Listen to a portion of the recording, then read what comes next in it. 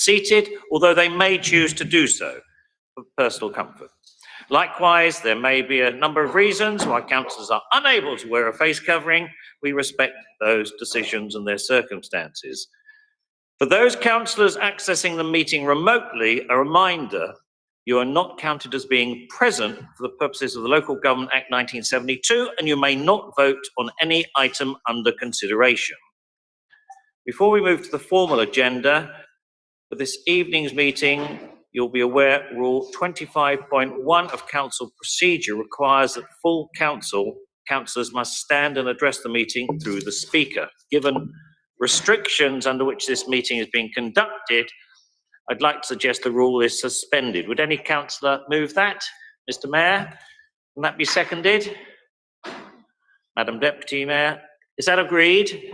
Thank you. Finally, can I please remind all councillors and officers who may be introducing reports, asking questions, responding to questions, or contributing to the debate, please be succinct so we can stick to the allocated timeframes as much as possible.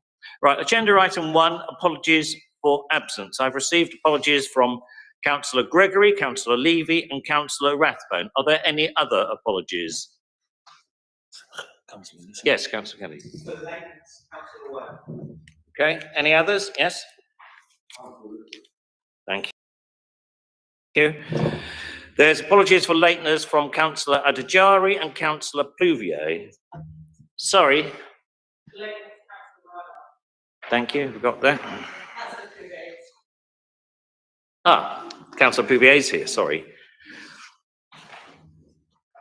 I note that Councillor Adejari, Councillor Hayhurst, Councillor Lynch and Councillor Palace are joining the meeting remotely, and I welcome them. Any other councillors joining us remotely? Yes, Chairman. Councillor David. Councillor Hanson. Thank you. Councillor Spence. Yes. Councillor Joseph.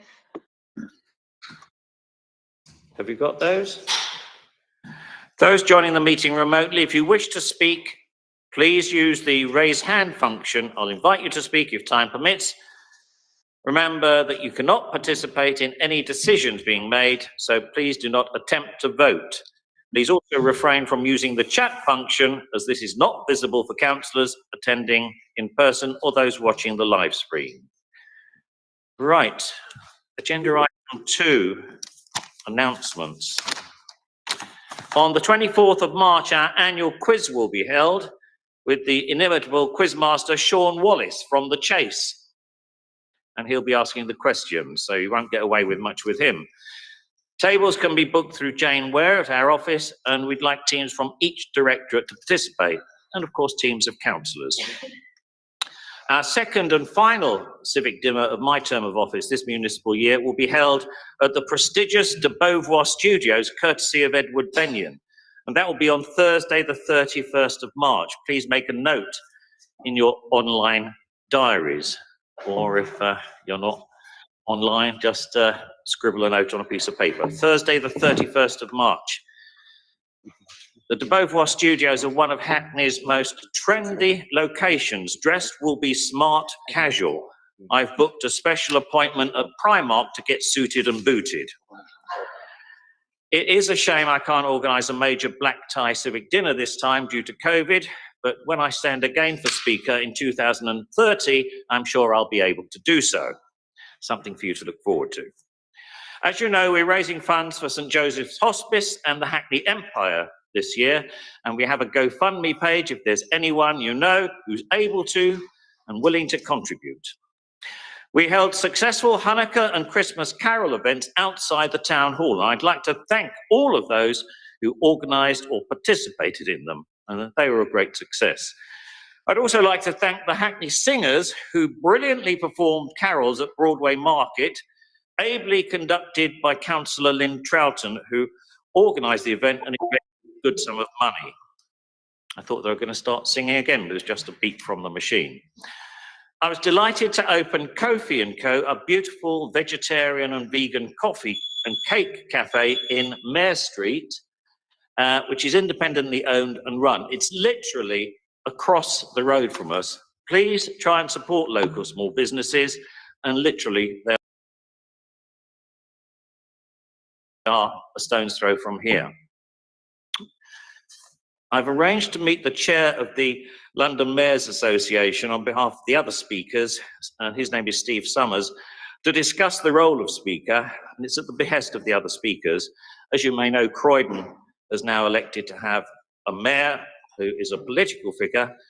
The civic role is very important to communities, and we need to encourage and nurture it as we do here in Hackney. Now on to a serious note. Tomorrow is Holocaust Memorial Day. Due to COVID, we will not hold the traditional ceremony, but a short film will be online and a link will be sent to all members. Today I lit a candle and tomorrow I will lay flowers. This country and this borough in particular provided sanctuary and respite to many of those fleeing persecution. The theme this year is One Day, which reflects how in a single moment lives can be changed, and of course many lost, including an estimated 6 million Jews, many communists and political activists, gay men, gypsies and others. 25 years before World War II, my mother's parents made a journey from Kolo in Poland via Paris to London. If they hadn't, I wouldn't be here now. At the time, the Jewish population of Kolo was almost 50% of the total. The Nazis occupied Poland and captured Kolo on the 18th of September 1939. The next day, all Jewish males over the age of 14 were sent to forced labor. The following day, the synagogue was set on fire. In December 1940, the Jews were rounded up in a ghetto, which was liquidated a year later. Remaining Jews were deported to Chelmna-Nerem, where they were shot or gassed to death and buried in mass graves. Kolo remained a transfer point for Jews deported to Łódź, and Nazi officials, including Heinrich Himmler, visited the town. As Anne Frank said, "What is done cannot be undone, but one can prevent it happening again." How wonderful it is that nobody need wait a single moment before starting to improve the world. And on that note, let's try and have a good and worthwhile meeting. Agenda item 3, declarations of interest. Are there any declarations? Councillor Odds. Mr. Speaker, I'm sure the Mayor will be referencing parties in his speech, so I declare interest. I was a Downing Street party in Senate 2011. I don't think we need to note that, but thank you for that advice. Any other declarations of interest? Yes? Item 11, declaring its interest as a board member of London Energy. Thank you very much. That's what they call in the Hackney Empire being in the gods, but there we are. Councillor Renison has informed Government Services of an interest in relation to agenda items 6.3 and 11 in her capacity as non-executive director on the London Energy Board. It's been noted that dispensation was granted by the Standards Committee in February 2021 to enable her to participate and vote on such decisions. Agenda item 4, minutes of the previous meeting. Can we agree the minutes? Is that agreed? Agenda item 5, questions from members of the public. Time allocated for this is 30 minutes, and the first question is from Tom Dewey to the Cabinet Member for Energy, Waste, Transport and Public Realm. Tom, would you care to ask your question?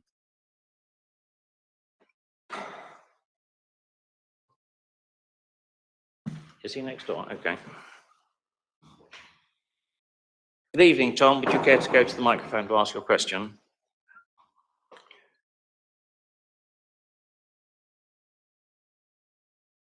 Thank you, Mr. Speaker. Can the Cabinet Member for Energy, Waste, Transport and Public Realm tell us what assessment has he made of the impact to Hackney residents and businesses of the proposed reductions in the Route 21 bus service by TfL, and what representations have the Council made to object to the plans? Councillor Coburn, could you reply? You have up to, but not exceeding 2 minutes. Thank you, Mr. Speaker, and thank you to Tom for raising this very important. Sorry, you have up to, but not exceeding 5 minutes. Could you use the mic, please, Councillor? This very important issue. We've always taken a stand against public transportation, because we know that it's vital for our residents, particularly the majority of whom don't have a car. To be quite precise, 87% of trips in Hackney are made by walking, cycling, and the use of public transport. A quarter of our residents use the bus as their main mode of transport. It's an affordable way for many working class families and local people to get to work, shop, and get around the borough. And 10 out of Hackney's bus routes are in the top 25 villages in London. But we know the pandemic has drastically impacted Terrapul's finances, with transport networks getting 95% drop in passengers during the pandemic. Unlike basically most major European capital cities, which will see central government grant, Terrapul is relying on passenger fares to cover running costs, thanks to the awful deal that Boris Johnson negotiated with the government when he was the mayor. That means that despite the marathon and Sleep Car's hard work to reduce Terrapul's deficit by 76%, which was left to him by his predecessor, Boris Johnson, Terrapul was facing dire financial circumstances. And like always, Mr. Speaker, this government offers short-term sticking plasters rather than long-term financial security. And like always, Mr. Speaker, Mayor Sleep Car has been fighting London's corner, making it clear that without support for Terrapul, 3,000 jobs could be at risk because of the highly skilled green jobs that support Terrapul's supply chain in the north across the UK, and 7 billion of Terrapul's contracts that support the UK economy. Just as Mayor Clark has been fighting London's corner, we've been standing up for Hackney.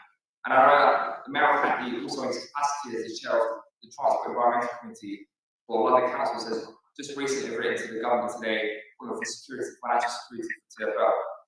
Because we are, as an inner London borough with no tube station, Hackney is disproportionately impacted by the bus route cuts, which often start reducing central London routes in favour of protecting outer London buses.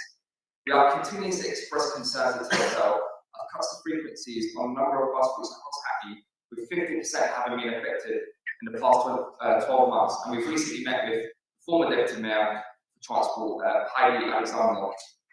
On the Southgate Road corridor, which includes the 21 bus route, reductions have already been made to the 141 and 76 routes. We've responded to the Terrapul's consultation, stating that it is vital for our mission to help support our economy recover from the pandemic. It's also vital for our ambitions around net zero and reducing transport emissions in Hackney to keep the maintained services on Southgate Road. And this week, I'll be writing another letter to TfL together with the Boulevard councillors, Councillor Peters and Councillor Billington. And I've written to and we want to make sure we're going to urge people to sign the petition started by residents in the local community. We've also made a suggestion to consider extending Route 135 further north into Hackney to serve the Culver Estate and provide a direct link to Shoreditch and Liverpool Street.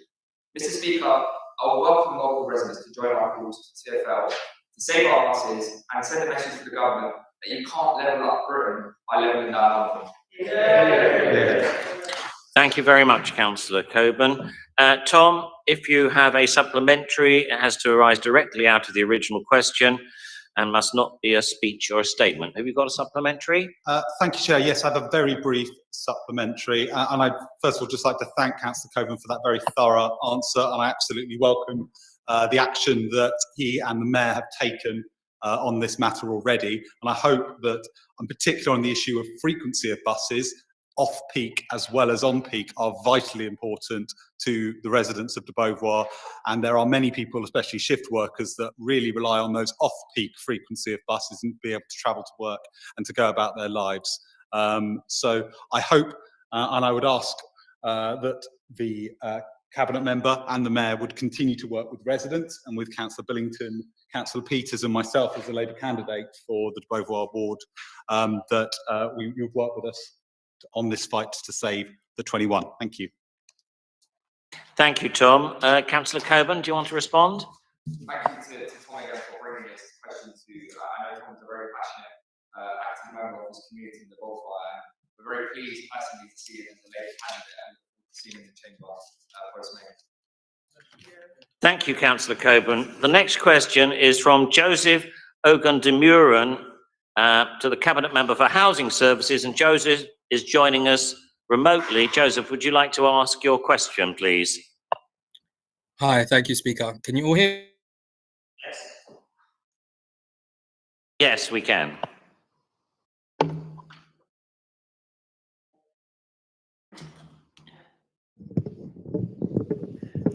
Joseph, could you,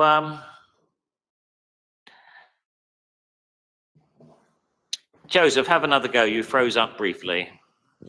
Yeah, thank you, Speaker. Hi, everyone. Can you hear me? Yes. Sorry, I just lost connection there. It's really weird. Yeah, can the cabinet member for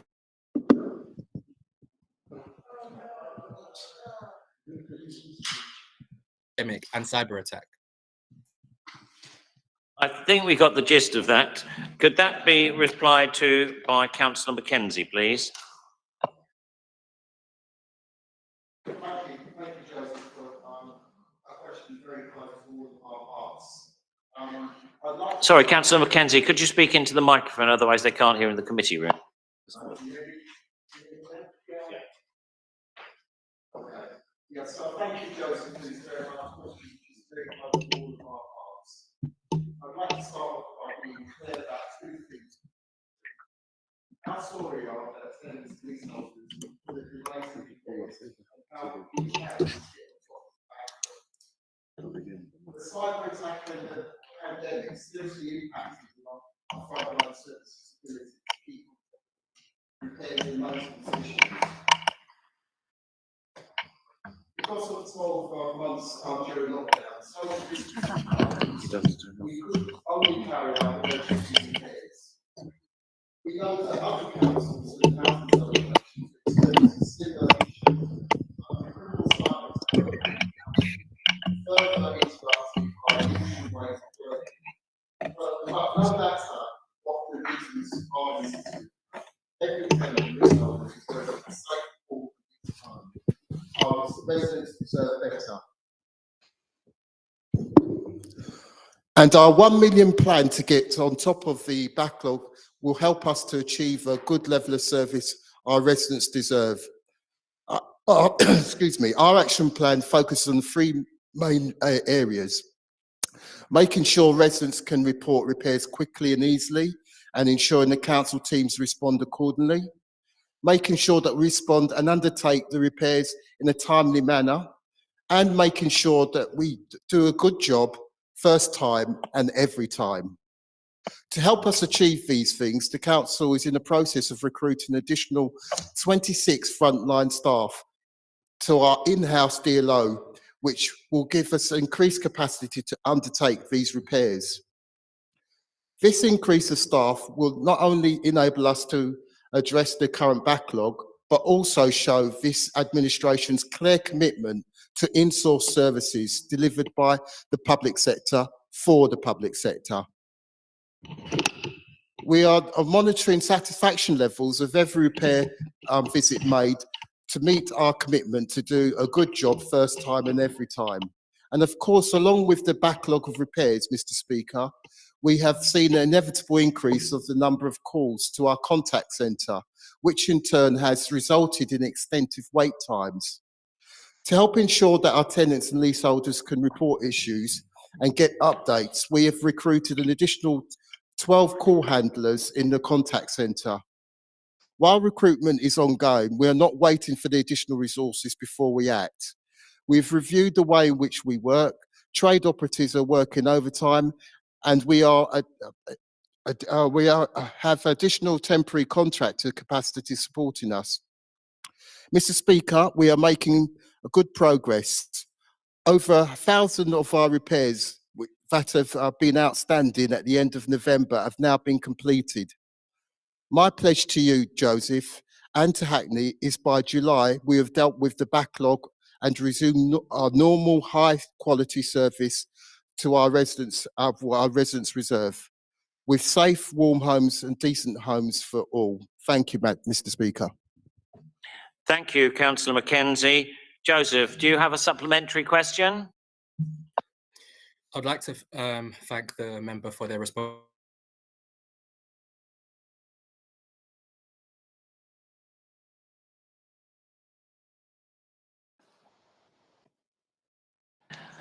I think we'll have to move on because unfortunately he's frozen, but he has thanked you, which is good news. The next question is from Laura Pascal, who's joining us remotely. Lovely to see you there, Laura, star of stage and screen. So would you care to ask your question to the Deputy Mayor for Housing, Supply, Planning, Culture and Inclusive Economy? Thank you, Speaker. Can you hear me? Great. Okay. The rising cases of Omicron variant of coronavirus and the government's Plan B restrictions seriously impacted local businesses, particularly in the retail and catering sector at their most important time of the year. How has the council supported Hackney's businesses this winter? Deputy Mayor Nicholson, please.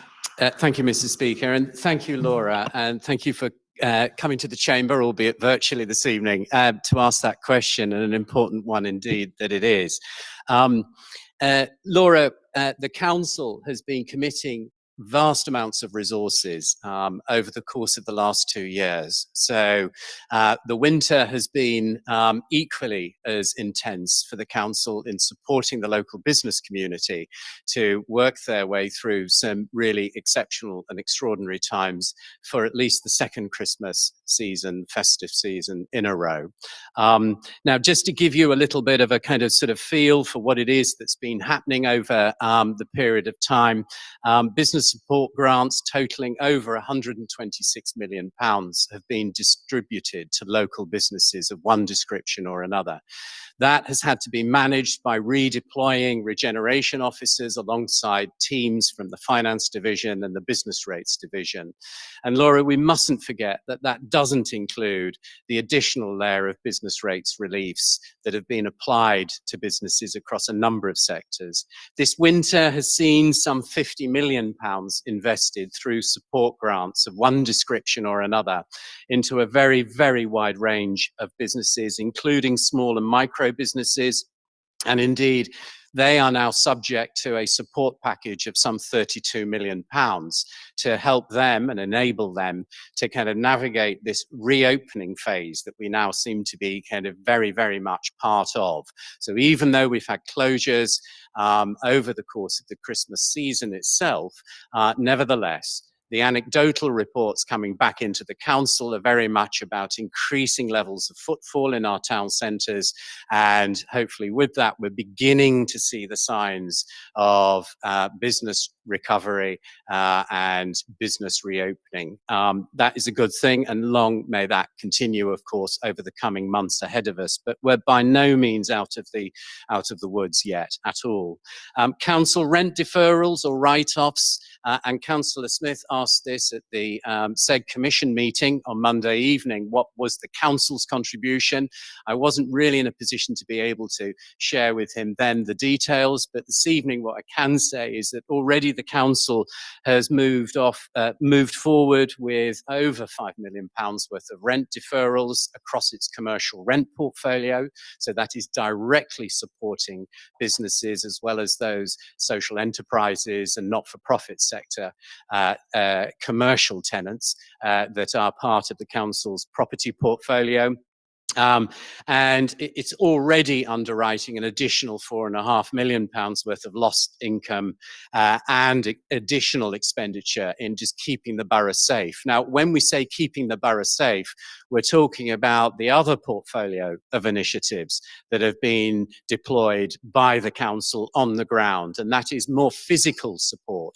So managing the public realm, making sure that customers as well as workers in the workplace are safe, ensuring that all the right public health information and all of the right public health measures are in place, and supporting businesses realize that in their premises. All of this is geared to trying to create a safe borough for residents, for workers, for businesses, and that work continues apace, Laura, and is not set to stop. I mentioned earlier the business of small businesses and micro businesses, and just to kind of give you a feel for which sectors, it is that we have been distributing this investment into, this support grant. It includes all of those sectors that you would expect: hospitality, retail, accommodation, leisure, but we've also widened it out. We were responsible, alongside other London councils, of calling on this government to enable a far greater level of discretion in terms of who we can support through this extraordinary period. So we added to that the cultural sector, we added to it market traders, we added to it micro businesses and sole traders, we added to that nurseries and childminders, because at one time or another throughout this process, all of those individuals in those sectors have really suffered. And I know that you have a great passion for the local businesses in Springfield Ward, Laura, and I can assure you that the businesses of Springfield Ward have not been forgotten about at all. And it's this Labour administration that has delivered on that support and those packages. It's difficult to anticipate what is going to happen in the months ahead, but clearly there is an absolute commitment from our Labour administration to deliver for our business community. Thank you very much, Mr. Speaker, and thank you, Laura. Thank you, Mr. Deputy Mayor. If you can look ahead 2 months and let us know the lottery numbers, we can always put it into the council tax coffers. Laura, do you have a supplementary question? Just to say thank you very much for that very full answer. And I would just sort of say, I think, you know, as we are kind of looking ahead, we are still in difficult times, and, you know, the businesses of Springfield have increased cost pressures coming with the inflation as it is. We've still, you know, got to manage all the difficulties of the pandemic, which we're not at the end of. So I'm very grateful for the support that the council is maintaining on this, and thank you very much for your time. Thank you, Laura. Sorry, Mr. Speaker, if I may just respond to Laura's sort of comment and statement there, if I may. And just to say that, please, Laura, do get in touch. If there is an opportunity to speak to your local businesses and you feel that that conversation may be helpful, then please do just let us know, and we can deploy council officers as well as myself, if that's helpful, to involve that conversation and try and just make sure that we're there to support in the months ahead, as well as all of that support that we've been giving over the months past. Thank you, Mr. Speaker. Thank you, Deputy Mayor Nicholson. Thank you, Laura. I'd like to thank all members of the public who submitted questions. And we now move on to item 6. And this is questions from members of the council. Maximum time allocated is 30 minutes, and we have to strictly adhere to this. Cabinet members who are responding, please note you have up to and not exceeding 5 minutes. Please be as succinct as possible. Any questions not answered will receive a written response. Right, 6.1, Councillor Polly Billington to the Cabinet Member for Health, Adult Social Care, Voluntary Sector and Leisure. Councillor Billington. As set out, Speaker. Councillor Kennedy, would you care to respond?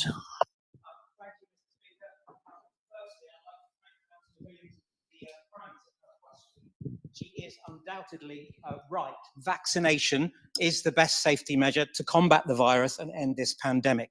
I'll concentrate, Mr. Speaker, on 5 aspects of our response. Number 1, community health champions.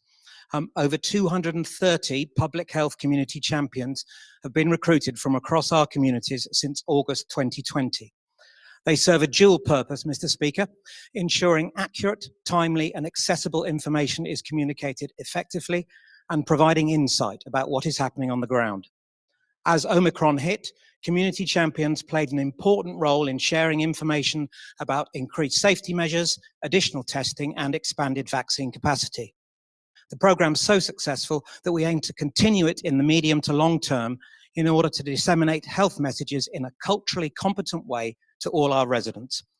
The communications team this week launched a councillor toolkit for joining this programme, and I'm delighted to say that members from both parties in this chamber have signed up to the programme already. Secondly, expansion of the community pharmacy capacity. Community pharmacy capacity to vaccinate within City and Hackney was significantly increased during December. The North East London Clinical Commissioning Group commissioned an extended hours service which saw 10 pharmacies that offer COVID vaccinations incentivized to open in the evenings, on Sundays and on bank holidays. By doing so, access to vaccinations was greatly improved. From the 13th of December to the 6th of January, a total of nearly 900 additional hours of vaccinations were offered across those 10 community pharmacies. In the week commencing the 13th of December, they delivered nearly 19,000 vaccinations. That's almost 3 times the previous week. Number 3, a ramping up of our regular communications. In response to the Omicron variant, we significantly increased our communications both on and offline. This included reinforcing key messages on testing, staying safe and vaccination, providing information on the latest government regulations, advertising pop-up clinics, and promoting the extended hours at the vaccination centres and the pharmacies. Communications included increased press releases, a blog post from the Mayor, 3 live stream Q&As with medical professionals, daily posts across social media, and twice weekly e-newsletters. In addition to guidance and information in Hackney Life, which reaches 100,000 households and businesses, we also took out extra full-page adverts in the Hackney Citizen and in the High Mission news sheet. Online, we shared information via internal staff communications, weekly update emails to partner organisations, and regular updates to our coronavirus web pages. We know that these were successful, Mr. Speaker, as visits to our COVID-19 vaccination web pages went from 11,300 in November to 43,500 in December. Visits to our COVID-19 support pages also saw similar increases. Number 4, pop-up clinics. In December, multiple pop-up clinics were delivered in the city and Hackney. 6 for Afghan refugees at the Bridging Hotel, 6 at St Leonard's Hospital in Shoreditch, 3 at the Spring Hill GP practice in Stamford Hill, 2 for those working in the city, including cleaners and security staff, many of whom are Hackney residents. Following extensive community consultation, there was also a pop-up in Kings Park ward, which saw nearly 200 vaccinations delivered in one evening. Finally, but definitely not least of all, a renewed appeal for volunteers. The volunteer programme, which is managed by Volunteer Centre Hackney, has been running since December 2020, when the vaccination programme was first rolled out. At its peak, over 900 volunteers were registered as vaccination centre volunteers. And in December, we appealed for new starters and veteran volunteers to return. I take this opportunity, Mr. Speaker, to thank all of our volunteers across our community, amongst them many councillors in this meeting tonight. At the busiest vaccination times at Bocking Street and John Scott, when they were open daily and required 100 volunteers spread across 4 shifts. That's an amazing amount of volunteer time. This brilliant response from our residents was what enabled us in the 3rd week of December to deliver a record 28,000 first, second and booster doses in 1 week. A bit of a whistle stop, but a tour, Mr. Speaker, of what has been a comprehensive response to Omicron. Thank you. Thank you, Councillor Kennedy, for your answer on that critical issue. Councillor Billington, have you a supplementary question? No. Thank you. Next, we have Councillor Gilbert Smith, Cabinet Member for Energy, Waste, Transport and Public Realm. Councillor Smith. Thank you. COP26 has affirmed the need to redouble our efforts in tackling the climate crisis. Since the declaration of our climate emergency in 2019, how is Hackney Council ensuring that we reach net zero by 2040 or possibly sooner? Thank you. Councillor Coburn, could you respond, please? Thank you, Mr. Speaker, and thank you to Councillor Smythe for raising this very important question. Mr. Speaker, climate action cannot be separated from social justice because we know that many of our communities across Hackney have already been suffering from the negative impacts of climate change. And that's precisely why we declared the climate emergency in 2019, to help drastically improve the lives of our people and future generations. We remain committed to leading the UK's response to climate change, acting sooner than the government's goal by making substantial progress within the next decade to deliver net zero. Since declaring the climate emergency in 2019, the Council has provided 2 annual updates on progress with the decarbonisation in 2020 and 2021. which detailed the actions that we're taking to reach net zero council emissions by 2040. This is a great opportunity to remind colleagues in this chamber about the actions that we have taken to tackle the climate crisis. This includes switching the council's energy supply to 100% renewable energy, launching 19 low traffic neighbourhood schemes to tackle toxic air pollution and recently ranked #1 in London for healthy streets, leading the country with 48 school streets which saw tailpipe emissions down by 74% outside our school gates, a £3 million investment green homes programme to reduce energy bills for our residents, an air quality action plan setting out 47 ways in how we plan to tackle toxic air pollution, the most extensive rollout of electric vehicle charging points in the country with a planned 3,000 by 2030, 2,500 street trees with more in our parks and green spaces through the brilliant work led by Councillor Woodley, the Library of Things, which had BBC coverage yesterday, helping reduce clutter and waste and helping make it more affordable for people to get household jobs done, switching 69% of our street lights to LED bulbs, and the UK's first ever cargo bike sharing scheme. Mr. Speaker, I can go on and on and on. Our record on tackling climate change has been widely recognised across the country. And this was very evident from the recent trip that both myself and the Mayor of Hackney, when we went to COP26, where we were one of the select few representatives from local government making the case for more powers and funding.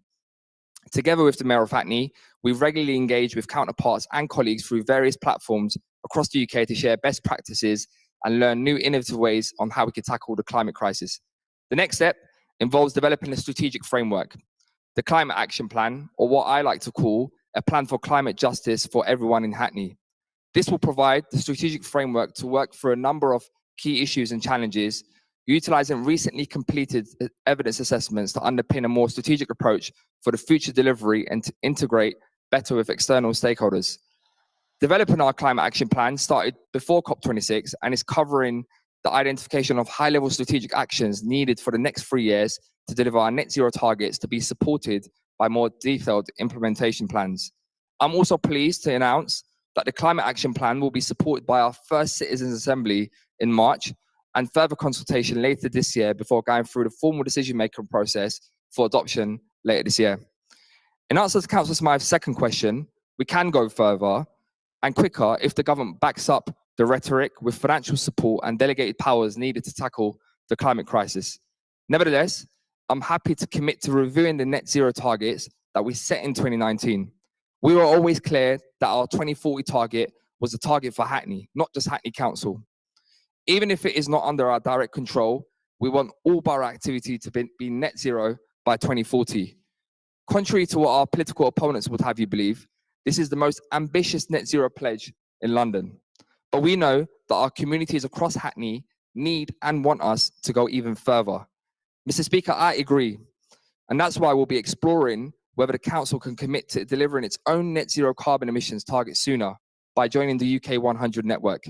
By undertaking membership of this organisation, Hackney will be standing alongside the most ambitious councils across the country who've not only agreed to robust climate targets, but come together as a collective to lobby government for more powers and financing to allow them to go even further and faster. Finally, Mr. Speaker, social justice must be at the heart of the council's response. With the potential storm of increased energy and food prices, alongside the removal of the universal credit uplift, there is no room for complacency. Thank you. Thank you, Councillor Coburn. Councillor Smith, do you have a supplementary? Thank you very much. Next question is from Councillor Margaret Gordon to the Cabinet Member for Energy, Waste, Transport and Public Realm. Councillor Gordon. As set out, Mr. Speaker. Thank you. Councillor Coburn, could you respond, please? Back to me. Thank you, Mr. Speaker, and thank you to Councillor Gordon for a very important question. Mr. Speaker, we have a choice about what we do with Hackney's rubbish. Send it to landfill, where it would emit hundreds of thousands of tons of methane, a much stronger greenhouse gas than CO2, or use it to generate power with significantly lower levels of greenhouse gas emissions, which we have been doing in North London for the past 50 years. Alternative technologies have been explored by the North London Waste Authority. However, there are currently no viable alternative technologies that will be able to deal with the amount of waste produced across London across the 7 North London boroughs. Opponents of the Eco Park haven't been able to provide suitable alternatives either, and examples haven't been able to comparable to the situation that we face in North London.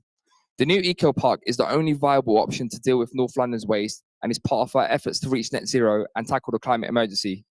In Hackney, we continue to work hard to increase recycling rates from 1% in '98 to nearly 50% today, but we are likely to still have levels of rubbish even as we transition into a circular economy. That will not prevent us from working with North London Waste Authority to increase recycling and move more waste from incineration, especially as technologies develop in future years. But we need residents to work with us. They need to use the comprehensive recycling services we provide and think about their overall purchasing and waste habits so that we reduce and reuse before we even need to recycle. With regards to air quality, facilities such as the ERF, or otherwise known as the Energy Recovery Facility, are highly regulated and required to meet very stringent air emissions limits. Advanced pollution technology will be filtered to the ERF so that it will perform better than the current regulatory requirements in relation to key pollutants. The regulator will be the Environment Agency, and checks will be carried out to ensure that the process operates in compliance with the conditions of its permits. Due to the new facility going substantially beyond statutory emissions limits for the vast majority of the year, the contribution of the ERF to NOx at ground level will be negligible. Specifically, regarding the APPG on air quality, this report draws on a select number of views, and despite the NLWA attended the event and the presentation, it hasn't been summarized in the final report, thereby not giving the reader a balanced view of the discussion.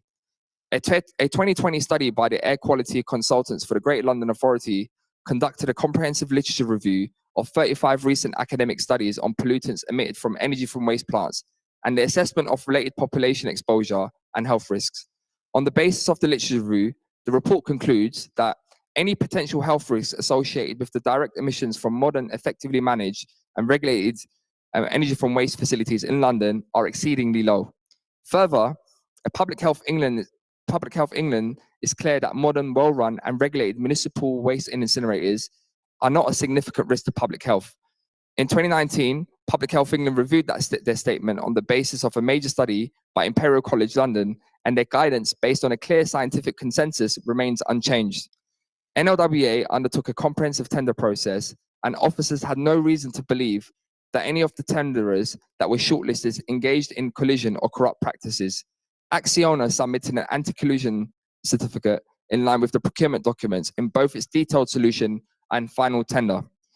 The North London Heat and Power Project will generate 127,000 homes, heat up to 50,000 homes and businesses across the 7 boroughs, while saving 215,000 tons of CO2 compared to landfill, which is like taking 110,000 cars off the road every year. Thank you to Mr. Councillor Gordon for a question, and thank you, Mr. Speaker. Thank you, Councillor Coburn. Councillor Gordon, do you have a supplementary question? Go ahead, please. Yeah, thank you very much, Councillor Coburn, for that extremely comprehensive response. Can you reassure me, and the local residents of Hackney that you're going to continue to use your voice on the North London Waste Authority, together with our other representative, Councillor Chapman, to continue to challenge the North London Waste Authority to continue to monitor the levels of emissions from the incinerator, and also to adapt and respond to changing technologies and circumstances in relation to our waste. I mean, obviously, I think we're all aware in this chamber of the very low rates of recycling in our estates in Hackney, and I really am hoping that we're going to get some very solid commitments to work together with the community to increase those recycling rates in the next administration. Thank you. Thank you, Councillor Gordon. Councillor Coburn. Yeah, that's a great question, Councillor Gordon. And, one of the things that the North London Waste Authority has committed to is to install carbon capture technology as soon as it becomes available, which we're hoping by the end of the decade. And that's one of the things that both myself and Councillor Chapman will continue to monitor on the board, where obviously we both represent various different committees on the board too, where we're continuously pushing for incentives to recycling and to push the reductions. And obviously, just last week when we launched the Library of Things, that's part of our efforts to rebuild a circular economy. We want to continue to do more of those efforts. But the reality is that in order for us to make substantial progress, particularly in areas like Hackney, we need government legislation to change to be able to, particularly around the environmental bill, to incentivize people to recycle more, and obviously to push people to recycle more in order for us to see the levels that we need to. Thank you. Thank you, Councillor Coburn. Councillor Anya Sizer, question to the Cabinet Member for Community Safety. Councillor Sizer. As set out. Thank you. Councillor Fajana Thomas, could you respond, please? Thank you, Mr. Speaker. Councillor Sizer, thanks for your questions and for what you are doing alongside your ward councillors, Councillor Rees and Councillor Adams in Hoxton East, and to other Shoreditch councillors. Can I just start by saying we are very pleased to welcome the new 25-strong dedicated Shoreditch Town Centre team that will help the council work in partnership with the police, the wider police, to tackle antisocial behavior related to nighttime economy and to make our street safer for residents and businesses as well as visitors alike. The police Shoreditch Town Centre team incorporates an inspector, 3 sergeants, and 21 police constables. This is a growth in the police establishment in Hackney, and this is, in terms of resources, is going to be augmented by the Metropolitan Police Special Constabulary, as well as Central Med Police resources, such as the Tactical Support Group. We, as a council, we supported the BCU in getting this police team into our borough, thanks to the work of former Mayor Jules Pipe and the current Mayor Glanville, the work they have been doing, myself liaising with Deputy Mayor Sophie Linden. We made the case to MPS for additional police resources in Shoreditch nighttime economy because this is important to us.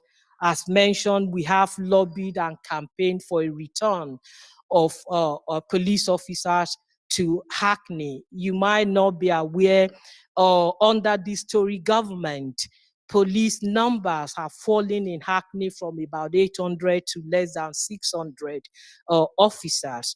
So over the years, the campaign and the lobbying continue. So it was a welcome move when we were able to get additional 25 officers into Hackney, in particular, into one of our areas that we're concerned about, which is the Shoreditch nighttime economy area.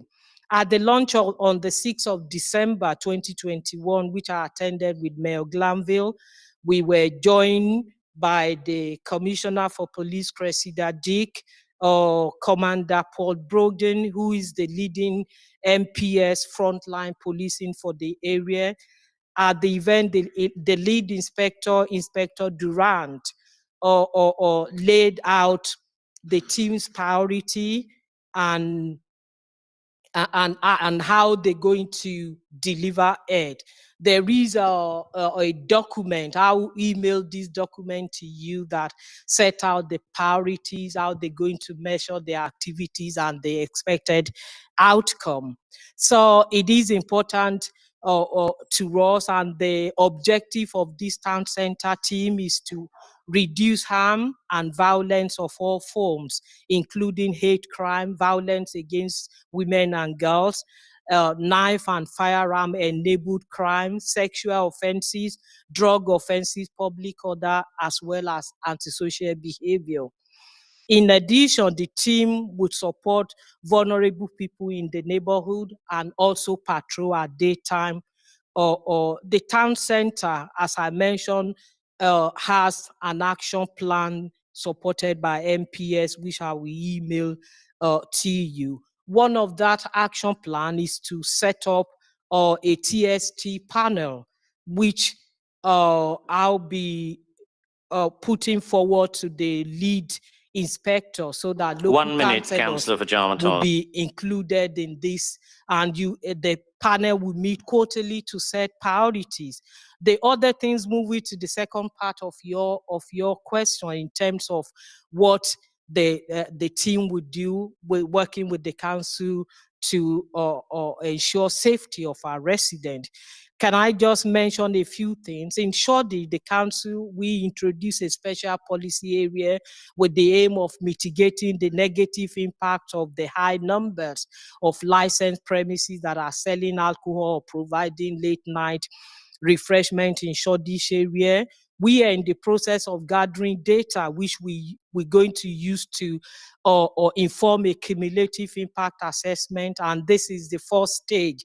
I know this was mentioned in your World Forum a couple of weeks ago. This will be Can the you first conclude stage your remarks, Councillor in Pajama extension Thomas? amendment of removal of the SPA. And Councillor Sizer, I've got other intervention the council has put in place in Shoreditch area. I'll be happy to email them to you. Thank you, Mr. Speaker. Thank you, Councillor Pajama Thomas. Do you have a supplementary question, Councillor Sizer?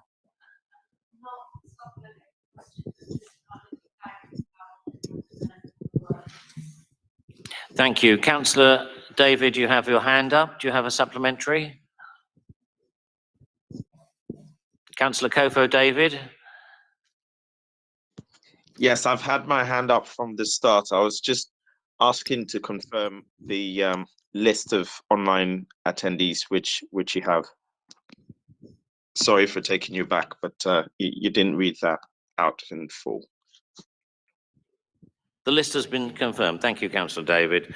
Right, the next question is from Councillor Caroline Selman to the Cabinet Member for Employment, Skills and Human Resources. Councillor Selman, who's online. As set out, Chair.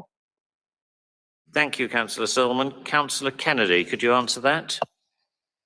I think that I'll be answering the question, Councillor Carol Williams, Cabinet Member for Employment, Skills and Human Resources. This administration was concerned about poverty and the inadequate benefit system and the cost of housing and low wages well before the pandemic.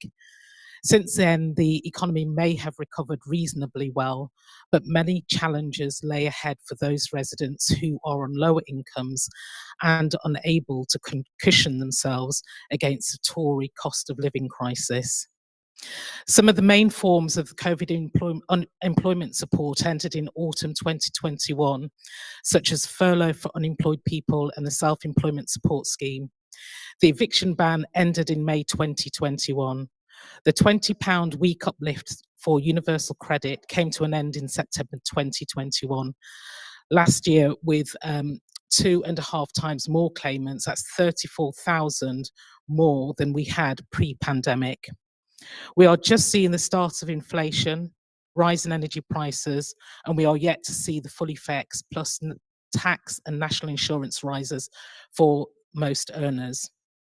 Hackney's Labour administration is stepping up to support local people through the crisis created by the Tory government in disarray. Mr. Speaker, this council has achieved the following against the backdrop of a global health crisis. We invested 80,000 in the council's budget to provide extra emergency support and grants, and we have given over 150,000 worth of fuel vouchers to local people. We've forged close working relationships with partners, community sector and mutual aid groups to develop a strong base of 1,400 volunteers who are continuing to work with the Hackney Food Justice Network of local organisations and charities to provide hot meals and food parcels. Throughout the pandemic, we supported over 2,000 residents who needed to shield or self-isolate.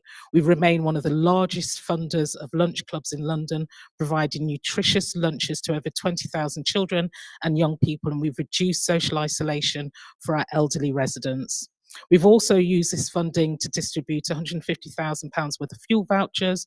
We've worked with Alexandra Rose to provide food vouchers, and we can which can be used at local supermarkets, supporting the local economy. And we've have £40,000 worth of fresh fruit and vegetables that have been provided through the scheme.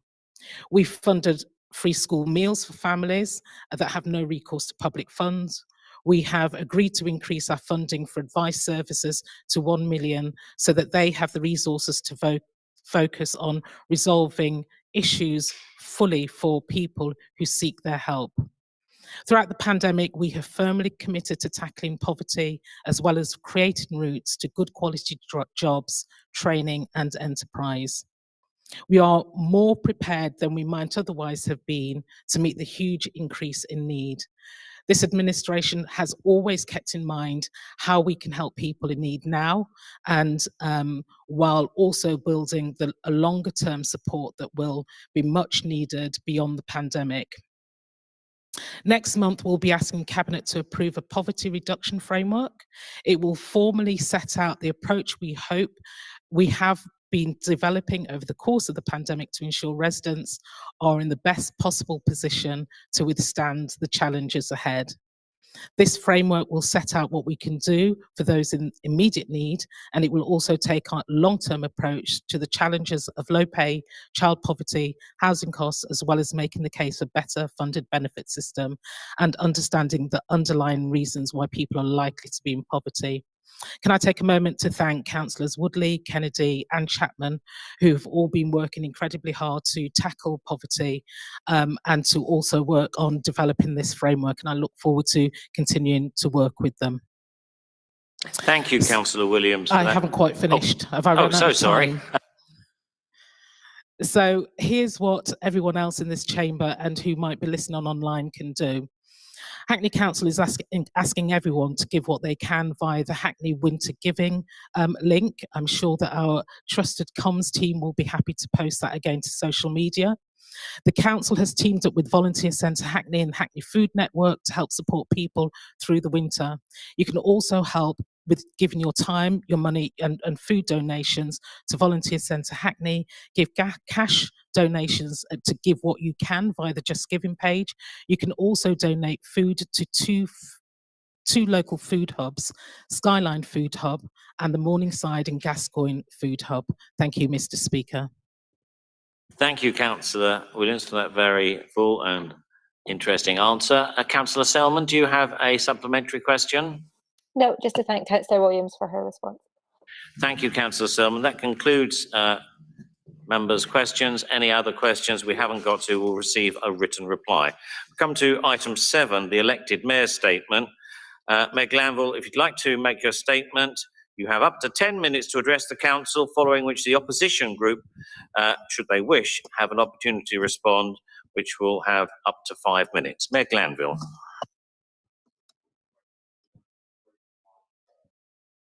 To reach me, if that's okay. Thank you, Mr. Speaker, and a very warm welcome to everyone to our first council meeting of 2022. And I echo your welcome at the start of the meeting. It has been a long time since we last met on the 20th of October, and it would be impossible to capture everything that's happened since then. I did just want to start by recognising those that received New Year's honours. I'm not going to go through the full list, but I did want to pick out Mark Seeley, who received an honour for his work at the Autograph Gallery, but he has also been an intrinsic part of our artwork commission to commemorate Windrush. You also see James Watson O'Neill, who leads Sign Health, and finally, former Colonel Morris, missed out of the Hackney Gazette roundup, perhaps because the honour is attached to where he lives in Scotland, but I'm really pleased that he has service to the borough has been recognised by the Queen in that way. For so many of us, 2021 was clearly a long and challenging year, and while we have some degree of hope as we start 2022, I think it is worth remembering the 596 local people that have been taken by this pandemic, and it can feel never ending for so many of our residents. But for all that heartache and loss, I think as Councillor Kennedy has said, we did see the launch of the vaccine programme, and we've seen almost 190,000 now residents receive that crucial first dose. And that positive uplift that Councillor Kennedy outlined, I think gives us further hope. None of that could be done without the partnership working highlighted by Councillor Kennedy. But we have to continue to re-emphasize, the only way to protect our communities and ourselves from the virus with certainty is by getting vaccinated. And anyone that tracks the public dashboard that the council publishes will still see that bed occupancy at the Homerton is still too high. And the majority of those in the Homerton, in those beds, are the unvaccinated. So it is only through that work of the Community Champions Network, and there's a fantastic email in your inbox if you're a member of this council, really bringing to life all of the things that Councillor Kennedy talked about. And I would encourage everyone to get involved with that work. Mr. Speaker, as Councillor Williams has so vividly said, we are facing a cost of living crisis here in Hackney. But rather than joining us in tackling that, we have a government mired in Tory sleaze and mismanagement. 2021, indeed, I think will be defined by that as we look back. We've got the court case regarding the dodgy PPE contracts. We've seen at the dispatch box a Minister for Procurement and Anti-Fraud resign over their inaction to deal with fraudulent COVID loans, all while residents face that cost of living crisis. We've got wages stagnating, the universal credit cuts, energy and food bills rising, and more of the tax burden going on working families. And it was absolutely right that Councillor Williams thanked all current members of the Cabinet for their work to tackle these. But I see former Deputy Mayor Renison in the gallery, and obviously Councillor Selman on the digital platform. Both of them were stalwart campaigners on these issues when they were in Cabinet. And as Councillor Williams said, more and more people have been turning to the Council for help, and that's why Councillor Kennedy announced on Monday more focused advice and support, building on all of the programmes that Councillor Williams talked about. The government is, though, more focused on saving the Prime Minister's job, their own jobs, and the sleaze enveloping them and stopping MPs from crossing the floor, rather than focusing on these important issues. We saw in Prime Minister's questions today, I think it best summed up by the Leader of the Opposition. We now have a shameful spectacle of the Prime Minister of the United Kingdom being subject to a police investigation, unable to lead the country, incapable of doing the right thing. And every day his cabinet failed to speak out, they become more and more complicit. And locally, Mr. Speaker, we've got another full council meeting going by without a single question from the opposition. In fact, my records show that they haven't tabled a single question since the pandemic began. And that's what you get with the Tories, Mr. Speaker. No plan, no work, no solutions, and completely oblivious to the needs of local people. Contrast that, Mr. Speaker, with what we've heard from the question replies from the Cabinet. We had, Mr. Speaker, the work that Councillor Coburn's been leading on climate justice, highlighting very vividly all that we've been doing in his response to Councillor Smith, and the international leadership that Hackney Council and London Councils, as well as the LGA, were showing at COP26. I think the only thing missing from the long list was the further solar panels that Councillor Coburn launched just before Christmas. And I'm really excited to be engaged in Citizens' Assembly and that work to refocus our net zero work. And there's a really compelling BBC interview with Councillor Coburn about the Library of Things in Dalston. That's not the only fantastic thing that's happened, though, in Dalston this week. It was an absolute pleasure to visit Dalston on Monday with Councillor Snell, who's in the public gallery, and others, to see the work that the council is doing to support local businesses. It really does build on all of that support that Deputy Mayor Nicholson talked about. And it would be wrong and remiss of me not to say that those COVID grants listed by Councillor Nicholson were hard won by the businesses of Hackney and the council that supported them. None of them came easily. And we've been refocusing some of the remaining grant on supporting Dalston and Hackney Central to recover. There have been stalwart campaigners, though, across this chamber, including Councillor Snell and Councillor Adajare, on behalf of Ridley Road and the market traders. So to be able to go to the market on Monday and announce that we were investing in a lease to support and take over the indoor market and the shopping village is another further down payment on our work to safeguard the best things about Dalston into the future. And I'm not going to list all of the things that that investment will bring, but it is a real down payment in saving the market and building social inclusion. And it really is a big response to the Dalston conversation and all that wider work to safeguard the Dalston Curve Garden, all those institutions in Dalston, and most of all Ridley Road Street Market, rather than the indoor market, where we're already investing over £1 million in public realm improvements, free Wi-Fi, card payments, and all the things to support market traders. Councillor Nicholson this year has also announced new cultural funding in the Hackney Community Fund, and I know later this week we'll see further Hello Again Hackney funding to support our cultural sector. Councillor Fajana Thomas was also featured on the media this week talking about our work to support women's safety. That builds on the white ribbon accreditation that we earned at the end of last year and the 16 days of action on gender-based violence and violence against women, against girls. Part of a broader context that was very vividly articulated to Councillor Sizer, but also crime in Hackney Central is down by a third. And I think it's been a decade-long campaign to get that investment back in the Shoreditch Town Centre team. I think it is also, though, worth highlighting that while we work in very close partnership with the police, we also here to hold them to account. And I know that people were deeply disturbed by the CCTV footage emanating from Stoke Newington Police Station in 2013, and that Councillor Fajana Thomas has been taking that up with the Borough Commander and others. And I think we would all have deep sympathy for what happened to Dr. Duff. We did not get to Councillor Race's question, sadly, on the Barking murders, and Councillor Fajana Thomas will obviously provide a full response in writing. It was clearly a shocking and unacceptable loss of life that those 4 murders represent. And I share the concerns of so many that while we obviously blame Stephen Port for those murders, there were multiple failures in the police response that could have saved the lives of some of those young men. I'm sure those that have seen the harrowing BBC drama, read any of the inquest reports, are just as angry as me. Clearly the campaign for justice goes on, and I've offered my full support to the leader of Barking and Dagenham, who has written on this issue and signed the public petition supported by the families to support that inquiry and accountability. I hope that campaign will be heard, and we must also just reflect, though, on the deep trauma faced by the family and friends of Jack, Anthony, Gabriel and Daniel. They were men taken very cruelly, and when they turned to the police and the state for support, they were deeply let down. I think we also spend a lot of time talking rightly about women's safety in the public realm, but I think this case illustrates fully young men can be vulnerable, they can be victims of crime, their families deserve to be protected and heard.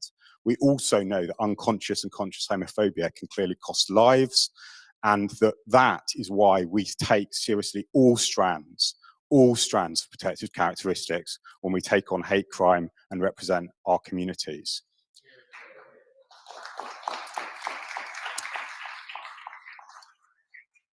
Mr. Speaker, we heard earlier from a member of the public about the government's tax on TfL, and they're continuing, as Councillor Coburn said, to have real impacts on bus routes in Hackney. We will continue our campaign work on this issue, and I think most of all Councillor Coburn was right to highlight that dodgy deal that the Prime Minister made when he was Mayor of London that is at the heart of the TfL funding crisis. It's absolutely right that we work together to protect those bus routes, and it is those bus routes that have actually been the most resilient when it comes to the TfL transport system. I'm going to canter through, Mr. Speaker, because I can see the red light. I just wanted to say that we all know that the borough has long been a source of refugee sanctuary and safety, and it is with great pleasure that I announce we've had the first Afghan refugee family resettled in the borough, and they moved into their home this week. I'd like to thank Councillor Williams, all the community campaigners, ward councillors, Ajman, Sonia and Soraya for their work to get to this point. We know there's a lot more work to do. We're really committed to supporting that family and the families that will join them. We are also continuing to invest in the communities that are already here and have helped build this borough and have been part of that refugee journey before.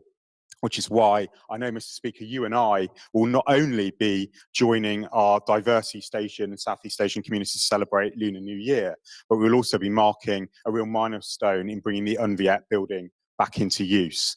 I'll finish, Mr. Speaker, where you started very poignantly opening this meeting on the eve of Holocaust Memorial Day. Sadly, as you set out last year, it won't be the same as it has been in previous years, but I will join you tomorrow to lay flowers in the Town Hall Square and recognise the enormous cost of not only the Holocaust but subsequent genocides. We can and must redouble our efforts to ensure that hate does not envelop us again.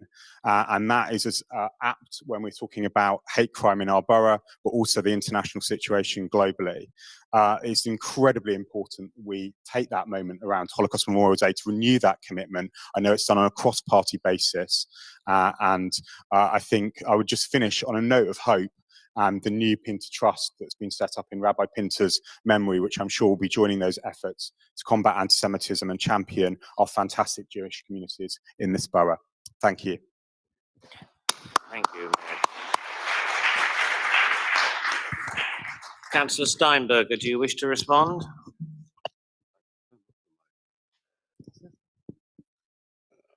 If you can put it down here, please, because... Sorry, Mr. Speaker. Everybody's got their way of trying to be careful of COVID. The mic's been going around quite a bit, so I'm going to try and use my voice.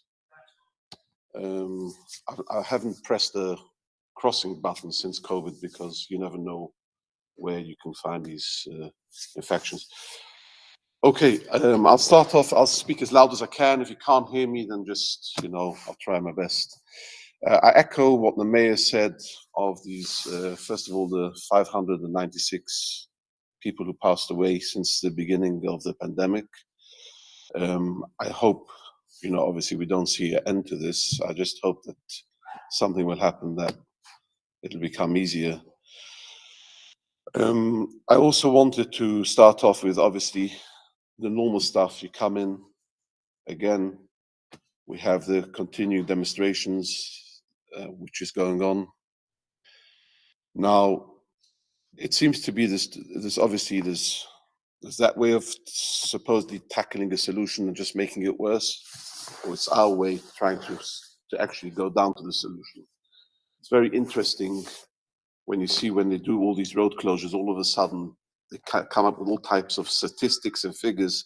I've heard today, they know exactly how many people drive, how many people walk, how many people go on a horse, how many people go on hippopotamus. I just don't understand where they get these figures from. And to be honest, I can say it's impossible to get an accurate figure. The main topic, what I'm trying to come to is, I'm very concerned about these bus cuts.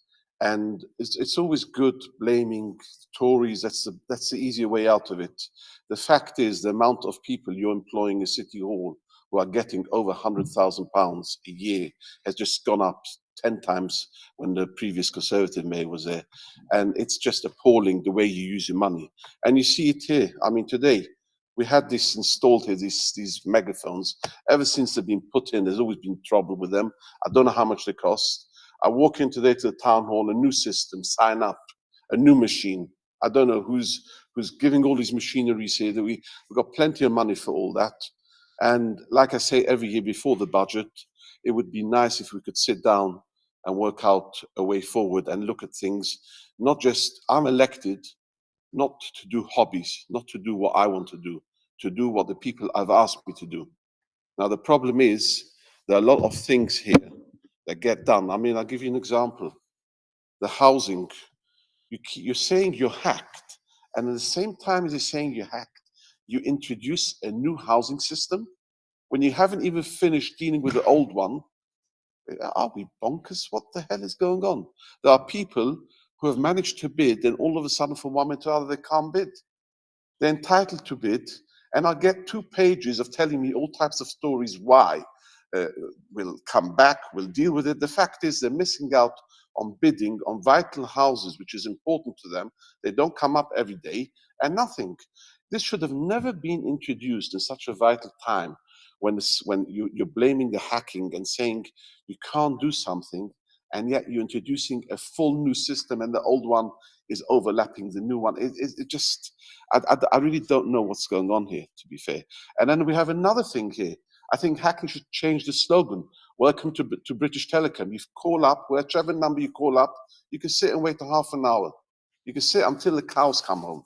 So what's going on? The wages, everybody's being paid. There's nobody to answer the phone. When I call up myself with residents, I'm being transferred. I think to myself, I'm quickly looking for my mobile number. So I'm thinking I'm talking to Orange or something. What is going on here in this council? This is shocking. And I just going back to this transport system, you know, your whole head, that's the problem with you. You've had COVID for 2 years now, and basically all you're busy with is your hobbies, closing roads, putting the bikes on the roads. You got buses you're cutting. Yeah, we're going to lobby, we're going to lobby. Is there going to be a change? There's not going to be any change. You're going to cut these buses. It's all nice and talk. Do something for the people. Do something which the people want. And the same, the last 3 or 4 years, first it was Brexit, then it was COVID, then it was hacking. It's probably soon going to be Omicron, then it's going to be popcorn. It's got to make sense what's going on here. We've got to get our act together and start working for the people and making sure that we can do things and deliver things. You know, the people are suffering, they're having to stay at home, it's a new life, and all they're dealing with is all types of new things which they don't want. Now, the fact is, here on this side, we've been elected to do things, not to do hobbies, to do things which the people want. I don't know what is going on, but things have to change. There are things which are just not, people are just really fed up when you talk to people. And as for you talking about people trying to cross over or not cross over, I talk local politics when I can. And things like universal credit, when they get cut, like I said the whole time, I'm very much against it. We've got a lot of families living here. The other thing is, though, at the same time, we talk about universal credit, we also have got housing benefit to give up. Have you ever worked out how many thousands of people haven't had any housing benefit for over a year? Have you ever done that? Do you know what is going on? There should be an interim. Could you There should be conclude your something. remarks, It's please, Councillor shocking. It's Steinberger? absolutely shocking. And you're trying to teach the government what to do when you can't even get your own act together. It's absolutely shocking. Talking about MPs holding them back. I didn't know that people can be held back when they want to do something. It's very interesting. I'll just finish off by, obviously, we're talking about the Holocaust Memorial. I appreciate all what you've been talking about. And yeah, I thank everybody for organizing it tomorrow. And it's a shame, obviously, they can't be live. And I just want to see things being done different, especially now in such a hard times. Thank you, Mr. Speaker. Thank you, Councillor Steinberger. Mayor Glanville, you've got 5 minutes or up to 5 minutes to respond if you so wish.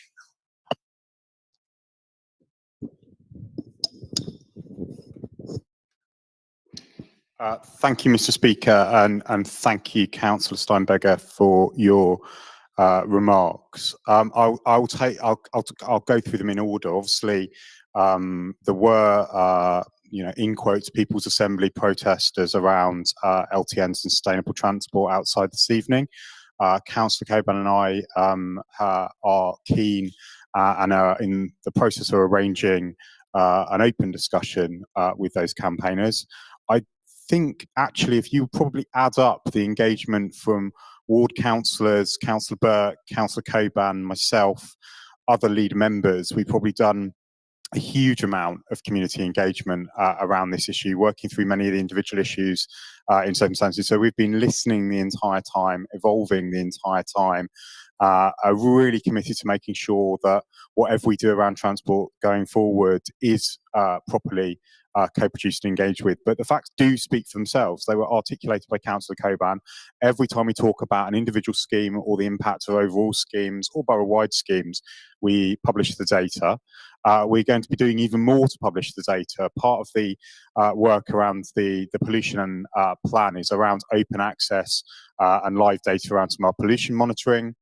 We invested extensively in our own traffic counts as well as the DFT and London TfL traffic counts. And we've also done those periodic, I think every 6 months, borough-wide rumble strips that also support all of that data. And, we are really honest where traffic counts go up. where it goes down, the locations of that, and we're really clear as well on bus times where we stand around that data. And that will only continue to evolve and deepen as we make decisions and we work with ward councillors and communities to make sure we get those schemes right. And I think you will see, and I don't want to prejudge any of the decisions that are taken under delegated authority, that evolution, that listening and that response will continue. I don't think we can take any lectures about City Hall waste from the Conservative Party. Garden Bridge, anyone? Absolutely criminal waste of money from the previous mayor of London, the cable car, and I could go on and on. What we do, though, around bus cuts is we do campaign. We place responsibility where it belongs, which is with the government and that dodgy deal made by the previous mayor of London. But we also get stuck into the detail. We challenge TfL. We do run campaigns around that. There's campaigns on that at the moment. We also come up with solutions because we know on this side that there's no use just campaigning, coming up with solutions, working, making sure that things like the 242, the 55 frequency changes happened, some of the rerouting to make the best out of very difficult situations. But until the government funds TfL properly, the Mayor of London, TfL, Deputy Mayor Dance are going to face really difficult decisions. And our job is to get the best possible solution for our residents. Talking about COVID and the criminal cyber attack, I think the bit you were missing out there, Councillor Steinberger, was it was a criminal attack on our systems. It wasn't some mistake that was made or some failure of cyber security to invest in those things. We've seen Colonial Pipeline, the Irish Health Authority, numerous other public organisations around the globe attacked in this way. And what we've been seeking to do is to rebuild those systems and make them better. And that's what we're doing with the housing system. And it was started under Deputy Mayor Renison and ably now led by Councillor Etty and the team. We could have tried to attempt to piece together the old system and try and get that back up and running, or build a new system that is more robust, allows us to target support for the most vulnerable, and allows us to build a choice-based letting system that is fit for the future. And that is what we decided to do.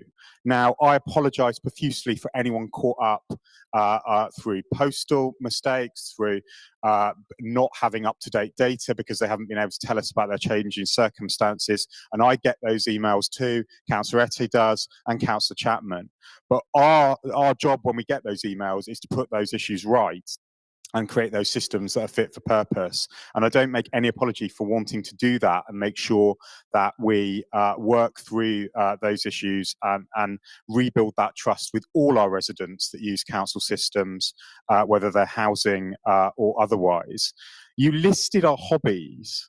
I don't think any of the things we've spent an hour and a half talking about are hobbies and are not in line with what the residents of this borough, whether it's business support, Dalston, housing, welfare, the environment, support for our most vulnerable residents, standing up for community safety, tackling hate, standing with our NHS. These are not hobbies. These are the people of Hackney's priorities, and I make no apology for making sure that we continue to deliver for the people of Hackney, respond to the COVID crisis, and rebuild the trust after that criminal cyber attack. And I know that council officers on all of those fronts have not only met the challenge of those inclement challenges, but risen to the political challenge that we've given to keep up the delivery for the people of Hackney. And I look forward to having those conversations on the doorstep in the weeks and months ahead.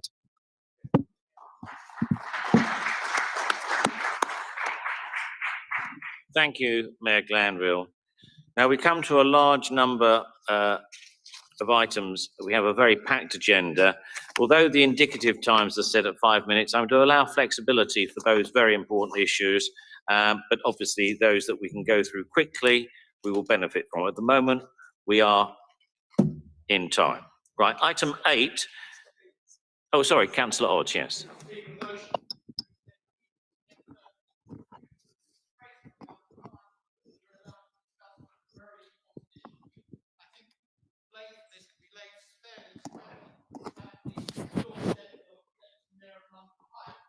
For reducing the number of meetings that we have. When we do have a meeting, it's meant to be able to discuss matters that are important for people. We have to race through Things like children and family reports, 5 minutes. Although we did say you will allow. Can I ask Councillor Odds that we defer your resolution until we're a little bit, because I am going to allow flexibility because I'm also conscious of that. We will take it later, but of course we'll extend the meeting if necessary. Now, the next item, which is very important, the calculation of the council tax base and local business rate base for 2021-22, we will require a recorded vote at the end of it. Members are reminded the calculation of council tax base is covered by Section 106 of the Local Government Finance Act 1992. This provides that if a member owes 2 or more months' arrears of council tax, they're obliged to disclose this fact to the meeting and not to vote. Failure to comply is a criminal offence punishable by a fine. Councillor Chapman, do you wish to introduce the report? Thank you, Mr. Speaker. This report is a statutory report and rather technical in nature in 1 or 2 places, but it's also a very important step as we move towards setting our budget in our meeting in March. I would like to draw members' attention to the proposal that we should agree to set the council tax collection rate at 93% for 22-23. While this is lower than in some previous year, it is an improvement on our expected rate for 21-22 of 90%. Obviously, we were severely affected by twin calamities of the damage to the economy that resulted from COVID and the problems resulting from the criminal cyber attack. Taking all this together, I believe, as we move forward from these problems, that this is a realistic and prudent level to set the council tax collection rate, and we'll commend it to the council. As we send out new bills and collect council tax and arrears, it's worth stressing that we were using this opportunity to identify where people might need support and helping to ensure that they can access that support. And if I also may state the obvious, Mr. Speaker, in order to maintain services and balance the budget, it's also important that we collect council tax and business rates that are properly due. With regard to the council tax support levels, the paucity of government funding and the consequent financial situation of the council means that we are not proposing any changes in the council tax reduction scheme for 2022-23. Members will be aware that a scrutiny panel is currently looking into the council tax reduction scheme with a view to reporting later this year. The council has previously said it will seek to further reduce the maximum council tax reduction scheme contribution to 10% by 25-26 and has expressed an ambition to move forward to a fully funded scheme by 2030. We look forward to bringing a renewed focus on all of this as we look at finances for 22-23-24. Just say that the report also asks council to agree the baseline level of business rates for 22-23 and sets out details of setting up of a localised business rate pool with its associated potential financial advantages. I commend the report to council. Thank you, Councillor Chapman. I think I said 21-22, but it is, as you say, 22-23. Councillor Odds. Thank you, Mr. Speaker. I'm going to vote against this report for the simple reason that I have to disagree with Councillor Chapman in that the collection rate of 93% is wildly optimistic in view of the current financial crisis and the inflation that will occur in household bills, in fuel bills, and the increase in national insurance, which is coming at an extremely inopportune time, although I agree the government has to recoup the funding that it gave to furlough somehow and not leave it to our grandchildren and great-grandchildren. Nevertheless, I do believe that the government in this instance is being somewhat short-sighted, and I sincerely believe this will heavily impact upon people's ability to pay their council tax. It's rather like the old adage, it's heat or eat. In this case, it's council tax heat or eat. And I think this estimate of 93% is wildly overestimated, and therefore I will be voting against the report. Thank you. Thank you, Councillor Odds. Councillor Steinberger. Thank you, Mr. Speaker. I'll be very quick. First of all, I wanted to thank obviously Ian's team, because obviously every time it's a budget, he's very much involved. And I wanted to echo what I said last time, which it's actually not in the minutes. So like I said, he's like the Tottenham Stadium, wherever you put him. You know, one day he's a basketball, one day he's football pitch. It's not in the, I said it last time, so I just want to say, wherever he's involved, I know that things are done properly. Just going here to this very important item, I'm not going to dwell into, because you know we always vote against this. This is something which doesn't, you know, it's not the way we set out our budget. And I just also wanted to question the 93%. Are we saying the 93% was actually collected this year? Because if we're saying that, then this year, I somehow don't believe we've even managed the 80%, unless I'm corrected. That's all I wanted to say for now, because I think it's important item, so I'm not going to start going into too many details. Thank you, Councillor Steinberger. Mayor Glanville.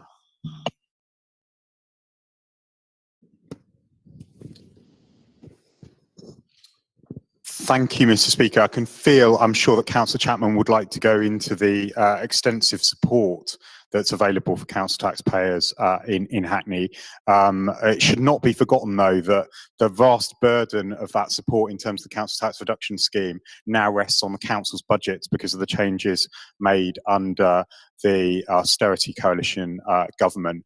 And I think it's a bit of a challenge and it's a bit rich. I understand the sentiment, Councillor Odds, but the government has decided to place the burden for social care and to some degree health recovery onto council tax, which is one of the most regressive taxation methods. And I know we'll probably do this argument again next month, but if we don't take some of these difficult decisions and base our budget in the way that Councillor Chapman is suggesting, it is our services that are going to suffer, services that should be properly funded by national government, where the shoulders are far more broad than some of the hardworking residents here in Hackney. Councillor Steinberger, I didn't answer though your sort of question point in my remarks, and you just sort of re-went there again, referencing the Director of Finance. I think you've got probably a little over 4 weeks to come up with a budget that is actually not a retread photocopy of the ones that you've presented before. I'm sure Ian's ready to support you in that effort, and I really do look forward to you getting stuck in, week out, like we are, to come up with a really bold and ambitious budget for the people of Hackney, and we'll look forward to seeing that at the February council meeting, and not a retread of speed humps and the usual nonsense that we get, I'm afraid, in this chamber. Thank you. Thank you, Mayor Glanville. Councillor Chapman, do you want to respond, please?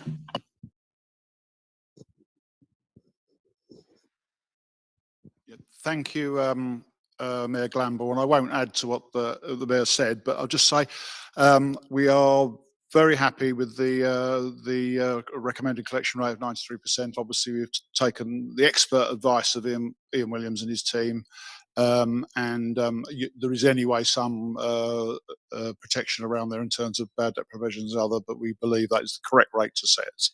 And I just must say that if there's any threat to the council finances, it must come from the decade of underfunding from the government. We are still well below the levels of funding that we were in 2010, and we still get sort of 1-year settlements, which makes the very planning that the opposition members are making issues about, really difficult. So if there's a real problem, with the council's finances, it stems from the government still, I'm afraid. Thank you. Thank you, Councillor Chapman. It's a requirement of the Local Authority Standing Orders Regulations 2014 that those councillors present in the chamber and the public gallery must participate in a recorded vote. Andy here will now read a list of those present. Please indicate if you are for, against, or abstain. He will repeat your vote for the benefit of the live stream. Andy. Thank you very much, Mr. Speaker. Starting from the top of the list then, Mayor Glanville. Councillor Adams.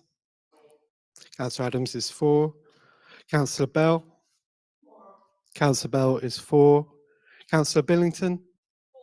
Councillor Billington is for. Deputy Mayor Bramble.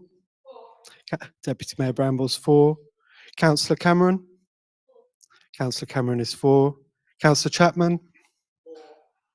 Councillor Chapman is for. Councillor Coburn. Councillor Coburn is for. Councillor Conway. Councillor Conway is for. Councillor Etty. Councillor Etty is for. Councillor Fajana Thomas. Councillor Fajana Thomas is for. Councillor Gordon. Councillor Gordon is for. Councillor Kennedy. Councillor Kennedy is for. Councillor Lufkin.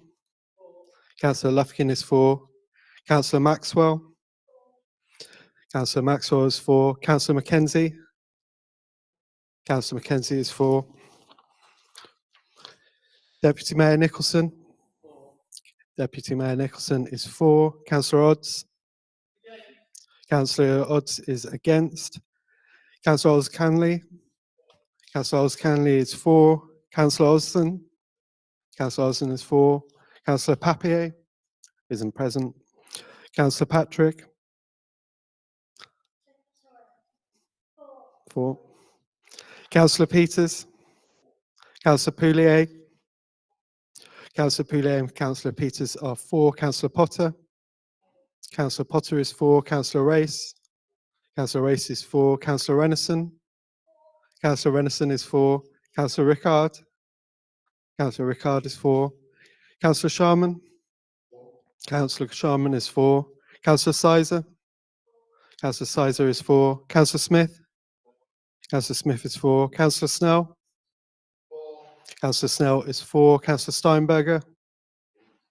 Councillor Steinberger is against. Councillor Stopps. Councillor Stopps is for. Councillor Troughton. Councillor Troughton is for. Councillor Williams. Councillor Williams is for. Councillor Woodley. Councillor Woodley is for. Councillor Rout. Councillor Rout is for. And Councillor Young. Councillor Young is for. That's majority for and 2 against. Oh, sorry. Councillor Webb. Councillor Webb is for. And the result of that vote, Andy, is? 2 against and a majority for. Thank you. Item 9, Councillors Fajana Thomas and Pluvier, do you wish to introduce the report? You have 2 minutes each if required. Thanks. Thanks very much, Mr. Speaker. This report is this report is a proposed resolution that is recommending to full council or not to issue casino premises license. Since 2006, Hackney has made resolutions not to issue casino licenses given the characteristics of the borough. So this is a renewal of that of the resolution. So not to waste time, I commend the report to council and recommend that based on the characteristics of Hackney, that we should continue with no casino in the borough. Thank you, Mr. Speaker. Thank you, Councillor Fajana Thomas. Councillor Pluvier, do you wish to speak? No. Does anyone wish to comment on this casino licence? No. Can members agree recommendations? Is that agreed? Thank you. Item 10, Gambling Act 2005 Statement of Principles.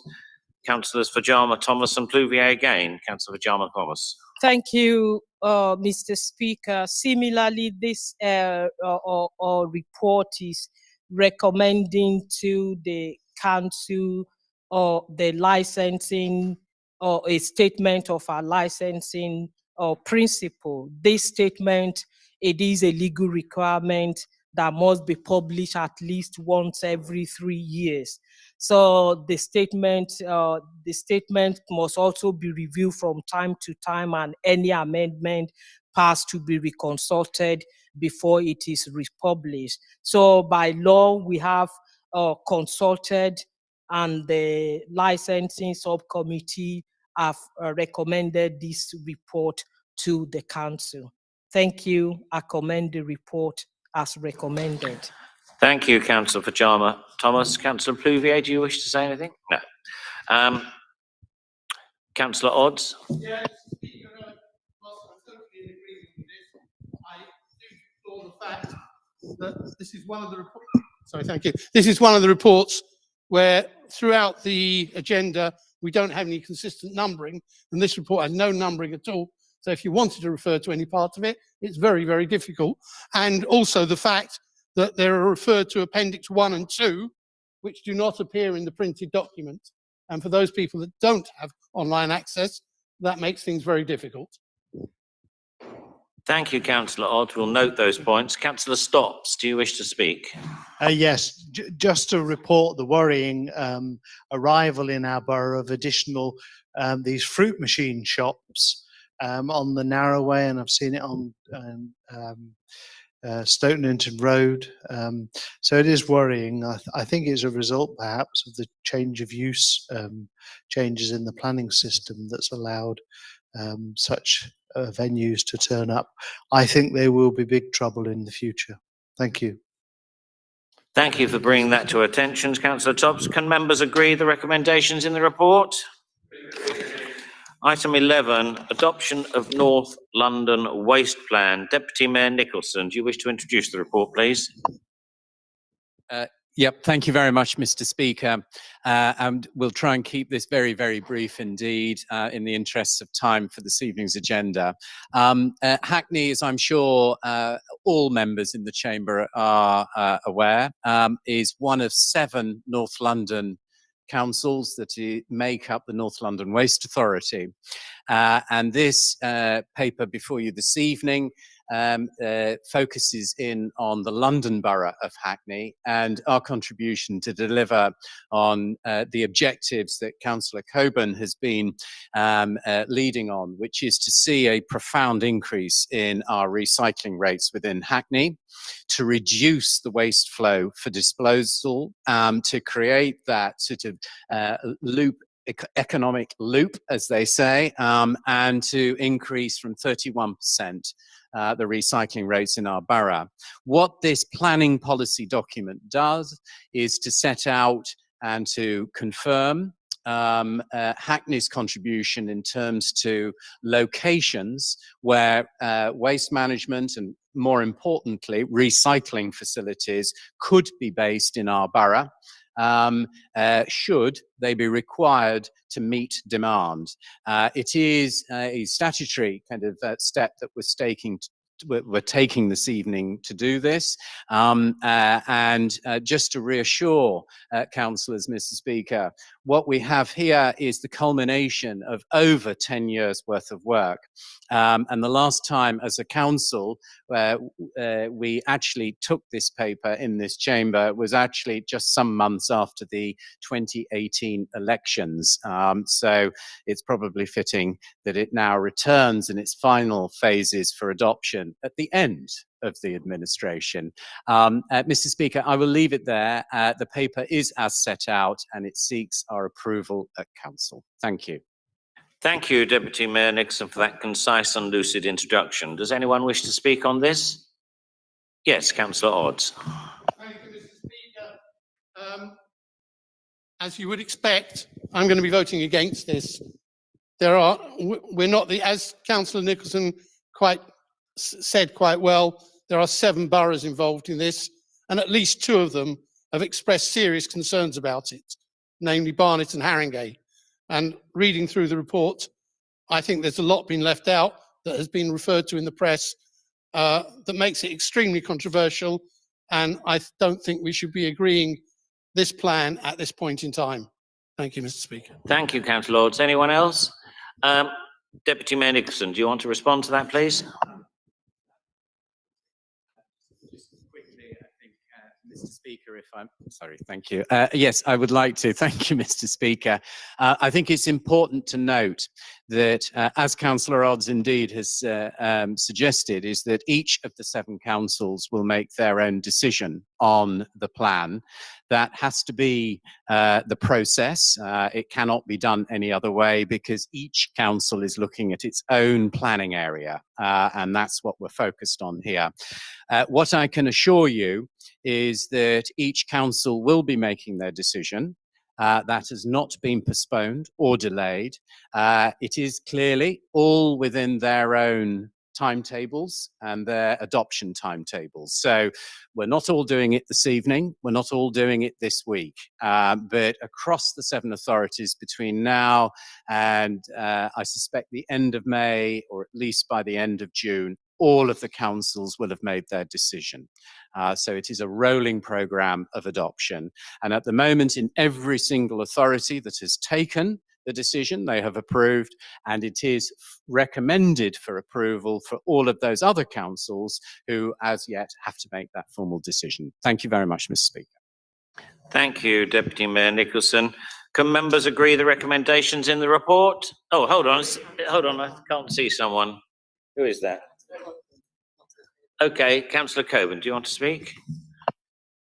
Sorry, Mr. Speaker, it seems as if the TV's between me and you today, so I can't see you. But I just wanted to respond to Councillor Odds' point because I think he's confusing the difference between the plan for how we deal with waste to what Councillor Nicholson, Deputy Mayor Nicholson, is bringing forward to the paper. Actually, Barnet is not against the proposed facility. They actually voted for it in the North London Waste Authority Board, and Haringey, one of the members, abstained for it, and even in voting, they also admitted as well that this is the only way forward.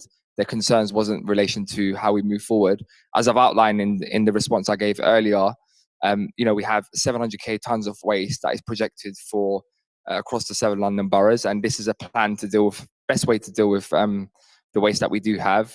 As I've said, we're going to have 127,000 new homes that are going to be receive electricity. We've got 50,000 homes and businesses that are going to receive hot water and heating. The alternative to not doing it is either you send it to an incinerator elsewhere in the UK, where we're not even calculating the transport emissions to send it back and forth. It's going to cost us much more money. If we delay any further, it will cost us £20 million more per borough, which we currently do not have, especially in the context of some of the funding crisis that we have from central government. And we're not going to get the energy from it. Or the other alternative is we send it to landfill, and that's obviously way worse for our environment. So this is the best way forward. The decision has already been made. As I said, it's just more for a clarity point. I think there is a confusion between the purpose of this paper and the context of which you're asking. Thank you, Councillor Coburn. Can members agree the recommendations in the report? All right. And we have 2 against. Item 12, adoption of Councillor Code of Conduct. Deputy Mayor Bramble, could you introduce this report? Thank you, Chair. The report is there to propose the new Code of Conduct and set out the work of the Standards Committee and the Task and Finish Group. It is proposing that the new arrangements come into play in the May 2002 elections, Mr. Speaker, to give those that are new candidates the opportunity to familiarise themselves with the standards in terms of ethical standards in public life.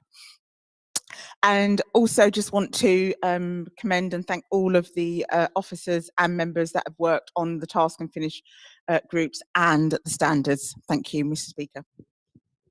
Thank you, Deputy Mayor Bramble. Can members agree the recommendations? We have 2 against, otherwise agreed. Thank you. Oh, you want to speak? Okay, Councillor Odds.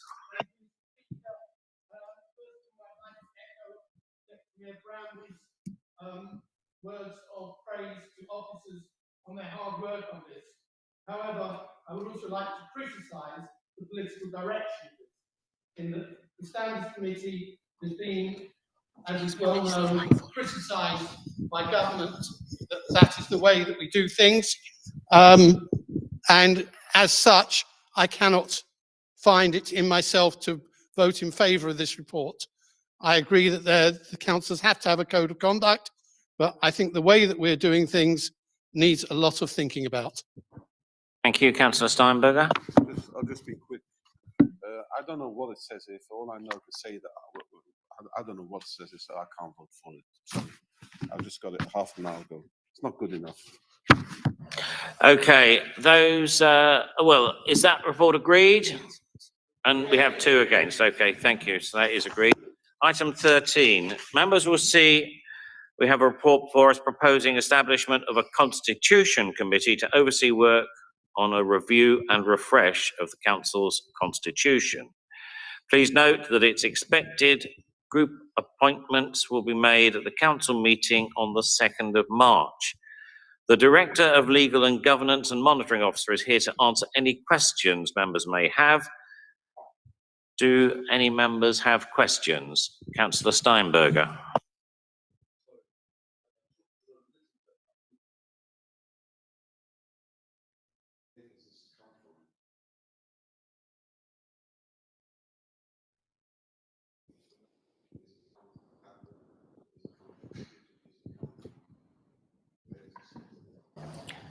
Thank you. I think we'll firstly take the officer and then we'll take Mayor Glanville. Dawn, do you want to respond? So thank you, Councillor Steinberger. The report as set out states that the Constitution Committee will be to engage members to ensure that members, where any amendments need to be made to the Constitution, members are fully consulted and they have the opportunity to work with officers to ensure that all amendments to the Constitution are done in a collegiate way and collaborative way. So the suggestion for the Constitution Committee has come from myself as the Director of Legal and Monitoring Officer. Thank you. Thank you, Dawn. Do you want to say something, Deputy Mayor Bramble? Mr. Speaker, possibly behind my glasses, you cannot see that I look perplexed, but I am, because I reflect on the response to the previous item and members indicating that they did not understand what is going on and neither this. What I would encourage members across the bench to do, and I could say so much, Mr. Speaker. I don't know if you've heard of the term woulda, shoulda, coulda, but I will refrain from that to say the best way to understand what is going on within the council is to engage with officers and elected members when they approach you, when they are discussing things that affect the council and our community.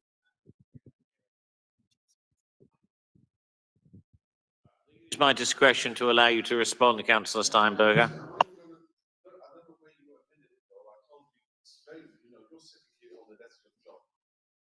I did not get this before I entered this chamber. If you expect me to know everything that goes on here, very nice. We're not plotters. We don't plot things. We expect to know well in advance what all this is. If you didn't hear before, I repeat again. You have no idea what this is. This has just been given to me now. It's a book of 100 pages.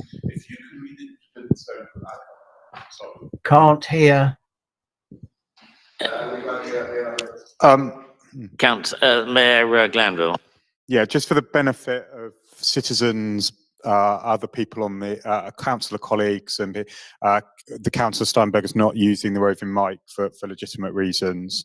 I think we need to separate out what was in the second bundle, which was the code of conduct being printed out, and the paper that we're discussing here, which is the establishment of the Constitution Committee that was in the original bundle that you should have received. My understanding is also that extensive work happened with officers to make sure that the minority group were engaged in the establishment of a constitutional committee and that they were taken through this work. I think it's formed a substantial part of the members' reference group.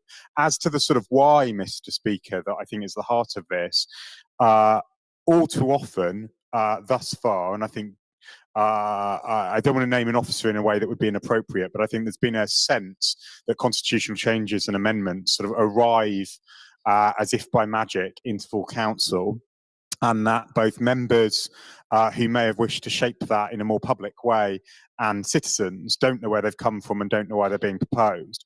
What we have here, and notice that there is no remuneration attached to this, so it's a cost-neutral proposal, is to establish a constitutional committee that would allow that work that at the moment is taking place in closed reference groups to take place in public, and I think see that work underway. And I think it's absolutely right that we do that, because we are at 9 o'clock at night, where the constitutional item often finds itself, and it will allow us to do more work together. And I know Deputy Mayor Bramble's been really passionate about that. Significant numbers of councillors have been, and it's absolutely right that we own the constitution in public and we modernise it in the way that this paper is suggesting.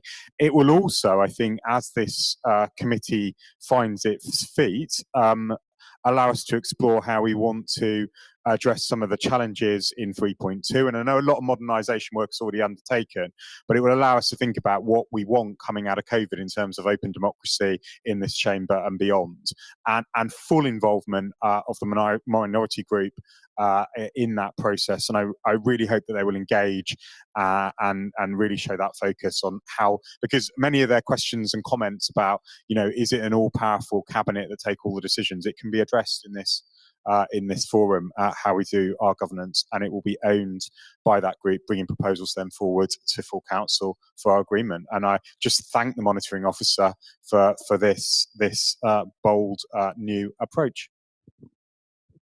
Thank you, Mayor Glanville. Councillor Odds. Thank you, Mr. Speaker.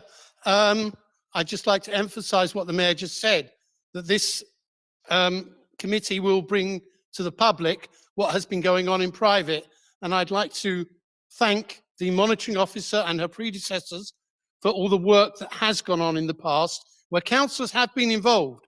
I mean, all these proposals that have come forward, there have been private meetings, as the Mayor said, but there have been meetings of the councillor reference group, or I'm sorry, I don't remember the exact term, and Mayor Bramble, Deputy Mayor Bramble has been driving that along with the monitoring officer and her predecessor.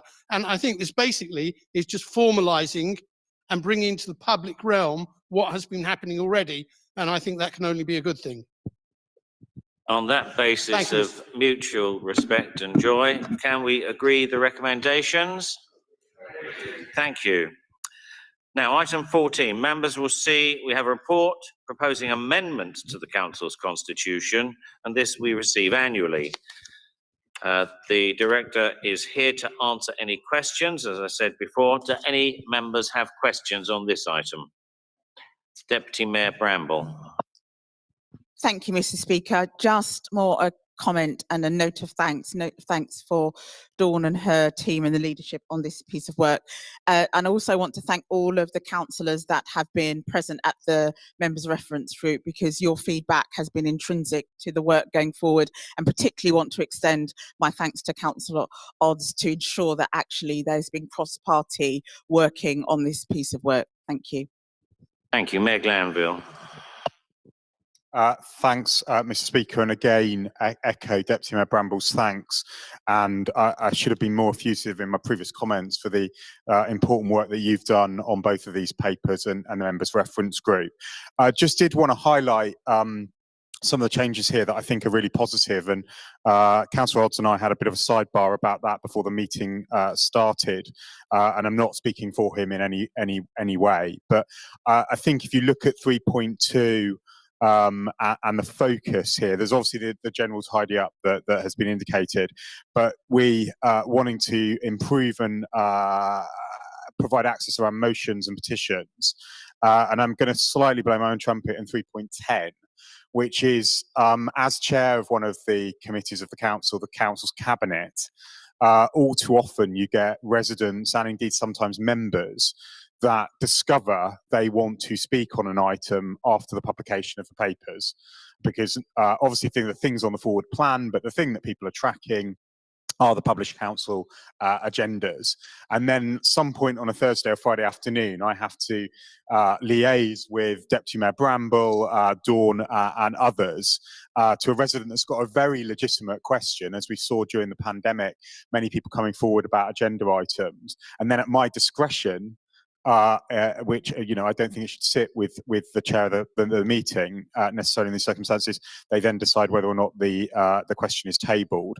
This puts in place that we will publish the substantive agenda items and effectively then ask the public if they have questions. I think that is a massive improvement in accountability, both at Cabinet and full Council. It will increase the stretch, obviously, in getting replies to those questions, both from officers and lead members and others. But I think it is a constitutional change fit for the modern age, and I really welcome it and wanted to highlight it this evening and thank all those involved in it. Thank you, Mayor Glanville. Councillor Odds.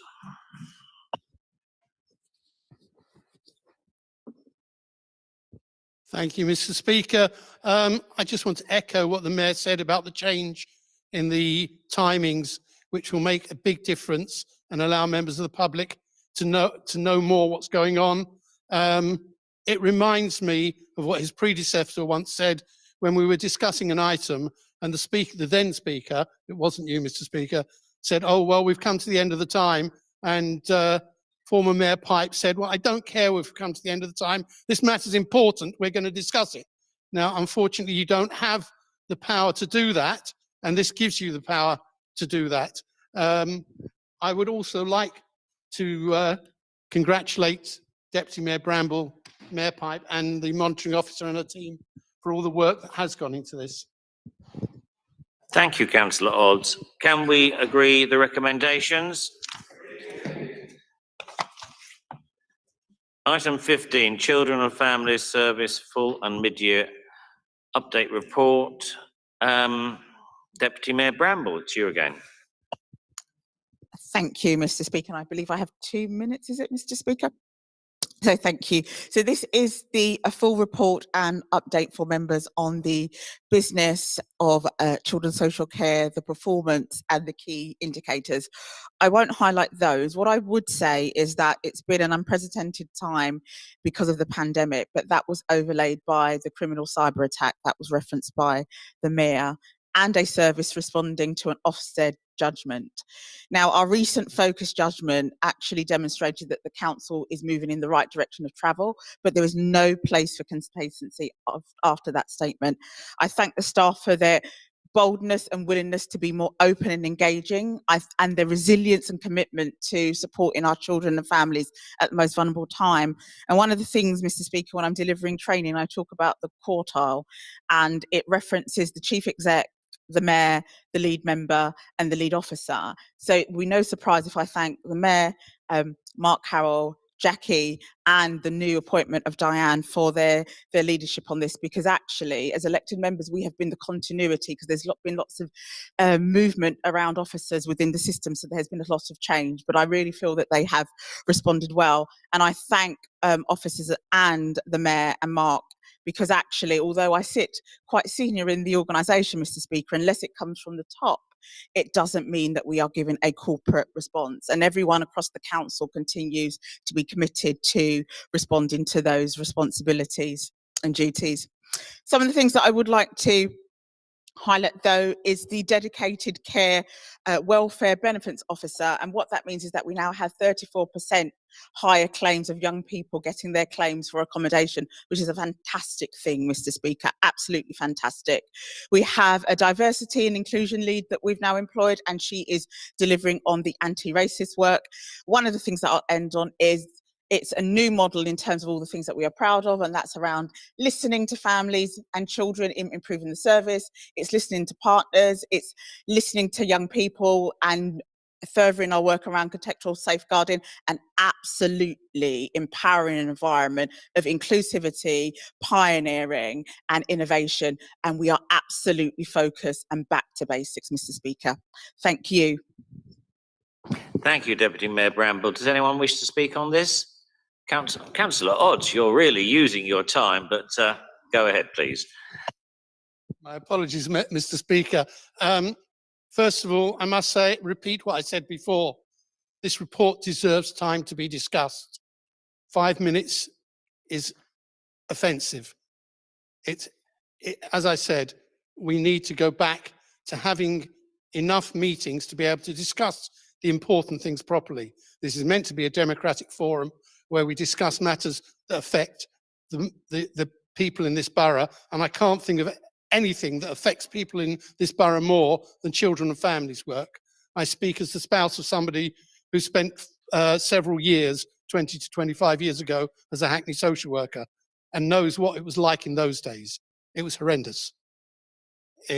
Now it's immeasurably improved. I can only congratulate all those who've been on the journey and hope that they will continue the journey. We've never got there. We're always striving to do better.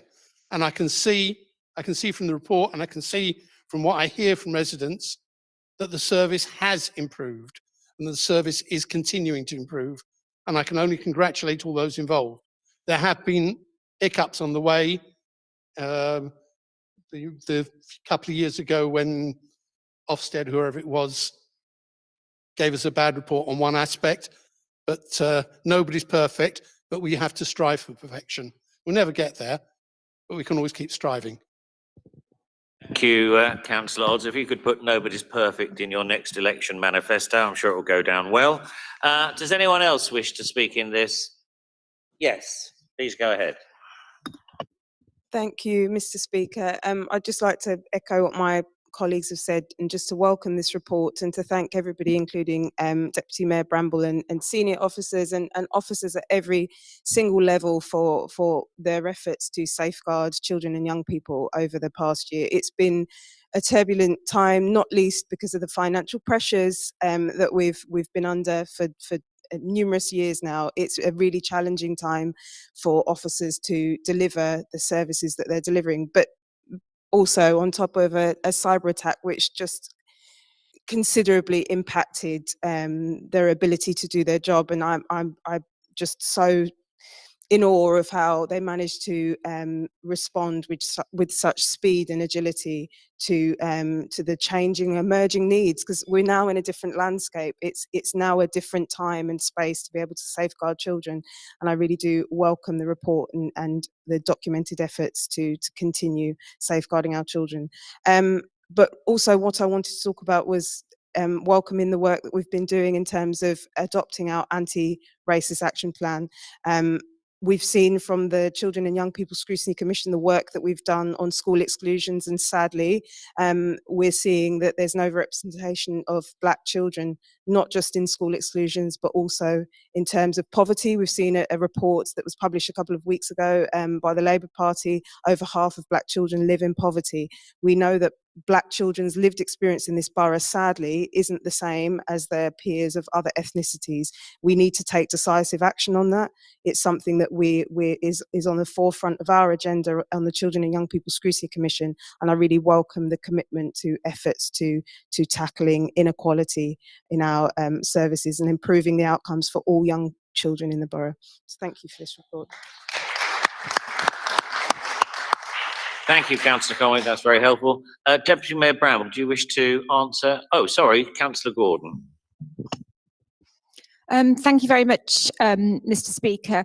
I mean, I find myself in the unusual but not unprecedented position of agreeing with more or less everything that Councillor Odds said, and the fairly usual position of agreeing with everything that Councillor Conway said. The work done by our children's services to support vulnerable children and young people is one of the most vital functions of any local authority. I mean, obviously, this report, as other people have highlighted, covers, very turbulent and challenging time as we've emerged and been resubmerged into the pandemic, and also the challenges of the cyber attack. It's very, very reassuring to see the judgments that were highlighted by Deputy Mayor Bramble, both from the probation services and also from Ofsted, that our services are improving and that we are in a position where we're keeping our children safe. I mean, this is obviously it's the one of the most central and key responsibilities of all of us in this chamber. We've all got a duty as corporate parents, and I mean, this report is something that we need to, welcome, but also, continue to challenge ourselves to improve these services. I mean, I really welcome the leadership of Jackie and of Diane, and also the continued and tireless efforts of the lead member in Children's Services in continuing to challenge this service to improve. So I'd also welcome the report. Thank you. Deputy Mayor Bramble. Thank you, Councillor Gordon. Deputy Mayor Bramble, do you want to respond to the debate? Thank you, Chair, and thank you, members, for your comments and contributions. And just to reassure you that there is a chance for this report to also be discussed at scrutiny, and it does get discussed at corporate parenting. So this is not the only place that it sits, but welcome the opportunity to debate that in further. And you're right about the experiences of Black children, and we've got the Improving Young Black Men's programme. We have the work around exclusions that we're working on. I worked really hard and lobbied with the Mayor. We now have a full-time member of staff that is intrinsically there to work with parents, and part of that work is looking at how we support parents in that space. And there's training that's going on through the system as well around anti-racist practice, and thinking about really just reflecting on that systemic practice. And it's coming from a lens of understanding where the family is, and because of that, what are their lived experiences, and pushing past your judgment. If you've been on the training, Jackie, I'm sure you've witnessed some of it. It is quite bold and quite challenging, actually. And staff have just embraced that. And I really feel the journey and direction of travel that staff have gone on, and just reflecting on conversations recently that I know that I've had with DFE and Ofsted. I mentioned the training that I do on behalf of Ofsted, Mr. Speaker. Just one of the things that I keep echoing in that space is that in children's social care, everybody knows when it goes wrong. It's very rarely championed when it gets right. And to carry the weight and responsibility of children and families and their outcomes on your shoulder, and to only hear about that when it goes wrong, is a real challenge. But actually, despite that, the fact that we have social workers and lead officers and members that are committed to drive and task that, I think speaks to Hackney. I want to thank you as elected members for your role in championing our children's services and doing the best that we can for the most vulnerable children and families in our society. Thank you, Mr. Speaker. Thank you, Deputy Mayor Bramble. Can members agree the recommendations? Next, number 16, Annual Report of Pensions Committee. Councillor Odds, yes?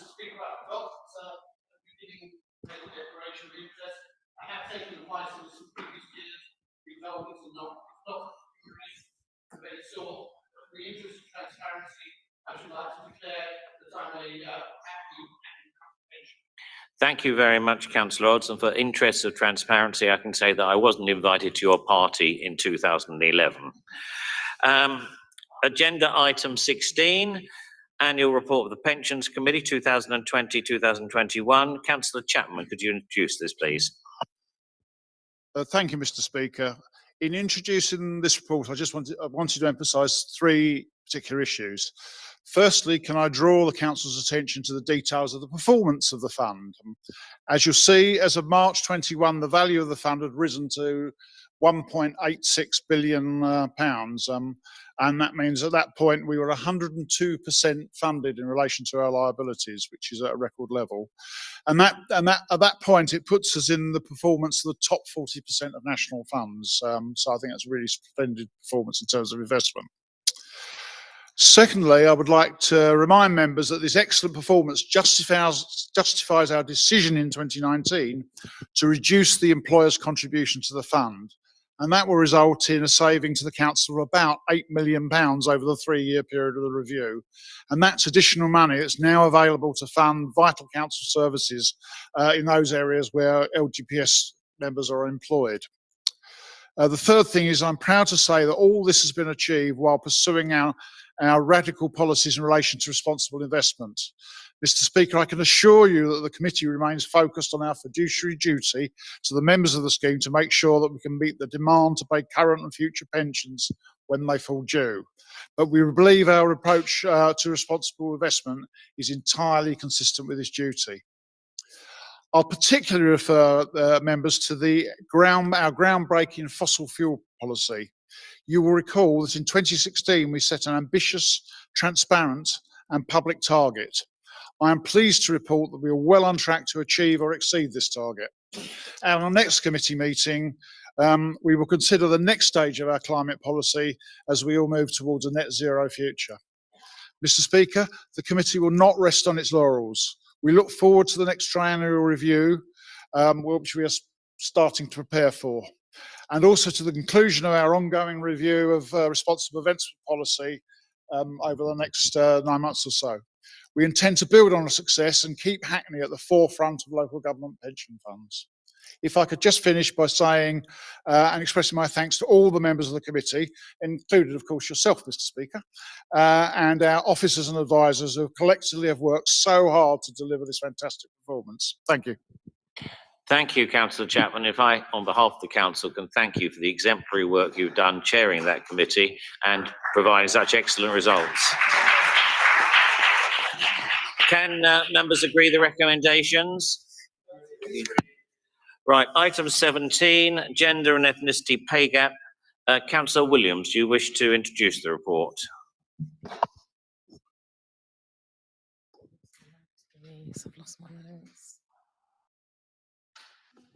Thank you, Mr. Speaker. So we discussed this report at Cabinet on Monday night, and I think that it's worth repeating what I said there. Since 2017, employers with over 250 or more employers with 250 more employees are required to calculate the gender pay gap as regulated by the Gender Pay Gap Regulations 2017, and to publish those on the government website. As a large employer, the council has been calculating and reporting the council gender pay gap since the first one in 2017-18. And we've calculated every year since then. This report gives statistics for the 5th gender pay gap report, and it will be uploaded to the council's website alongside the government's website at the end of March. The top lines are that the gender pay gap favours women employees for the 5th year running. It is minus 1.24% as measured by the mean, and minus 2.52% as measured by the median. This compares favourably across local government, both by the median and the mean, where it favours men across local government. And for some of you, you'll have noticed that the 2021 report for Hackney Council is marked as late. This is because the government changed reporting requirements due to the pandemic. In the same pack before you, you also have the ethnicity pay gap for Hackney Council. Unlike the gender pay gap, there is no requirement for us to do so, no legal requirement for us to do so. However, we have made a political commitment to understanding the council's ethnicity pay gap and doing what we can to close it. We use the same methodology, but there are some discrepancies. Staff here are not required to report their ethnicity, so we cannot know with accuracy and assurance the exact ethnicity pay gap. This year, the data shows that the pay gap is in favour of white employees of 15.09% as measured by the mean, and 12.94% as measured by the median. COVID-19 has impacted the data for 2020, both in terms of wages and hours worked, and also disruption to the calculation of the data from businesses. And it means that comparisons for 2020 need to be treated with caution. We remain committed to inclusive leadership programme to tackle specific diversity challenges. Progress has been made in developing an inclusive management toolkit. We continue to improve our understanding of the workforce profile and dynamics, and we're tackling racism and discrimination and have developed an anti-racist action plan. And our staff survey results show that the majority of staff believe that the council demonstrates a commitment to equality and diversity in principle as well as in practice. I'd like to just take a moment to say here in the chamber that in coming years, I'd like to develop a more detailed approach to understanding pay gap reporting across the council, looking at intersectional approaches. So what are the differences for different members of staff with different protected characteristics? We do have to do so cautiously and use an intersectional approach to understand that. I do want to just let members know that it would be incredibly difficult, for example, to do an a disability pay gap and a pay gap report for LGBTQI staff because the numbers are so small that we would have to do so and approach that with great caution. Thank you, Mr. Speaker.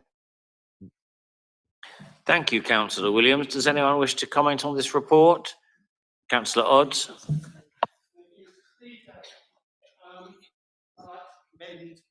Whoever produced this report, it shows that again we're travelling in the right direction. But the one thing that I do notice, I read through it fairly carefully, and I'm pretty sure the word Jew or Jewish does not appear in the report anywhere. The word black and minority ethnic in many places. And I think in a borough which has such a high proportion of Jewish residents, maintaining some sort of proportionality in our workforce is incumbent upon us. Thank you, Councillor Odds. Councillor Coburn. Thank you, Mr. Speaker. I just wanted to firstly commend the work that Councillor Williams is doing on this piece of work. Yet again, it's another brilliant example of her leadership in her respective portfolio, leading equalities for this borough. I just wanted to highlight the acknowledgement in the paper to the definition of Black, Asian and ethnic minorities. As someone who is of immigrant parents and from a Turkish Cypriot background, it's very great to see that there is that we are trying to, we have an effort to sort of recognize the broader meaning of other minorities within our communities, similar to what Councillor Odds has just said. And that's why the term culture and ethnically diverse is much more important. So I'm very pleased to see that there is a acknowledgement within the paper around the term Black, Asian and ethnic minorities. And thank you again for your leadership on this. Thank you, Councillor Coburn. Councillor Williams, do you wish to respond? Thank you, Mr. Speaker. I do think it's worthwhile just reiterating the closing points that Councillor Coburn made around the definition of ethnic minorities in the council. Staff here have worked really hard to ensure that we are incredibly inclusive when we are talking about minoritised groups, and we do mean that very sincerely. We have a very we take it very seriously when we are talking about different ethnic groups across the borough. We have always been, will always be a welcoming borough. We will always pay attention to staff members from the smallest minority ethnic group to the largest minority ethnic group. We do not exclude anyone with any protected characteristics. I think the Mayor referenced that earlier today. In terms of our equality, approach to equalities, we also include social class as well. And I do want to take a moment to thank our staff who have worked incredibly hard over the time that I've been a Cabinet Lead member to ensure we have an inclusive approach to all the work that we do. Thank you, Councillor Williams. Can members agree the recommendations? Item 18, use of special urgency powers. Mayor Glanville, do you want to introduce this?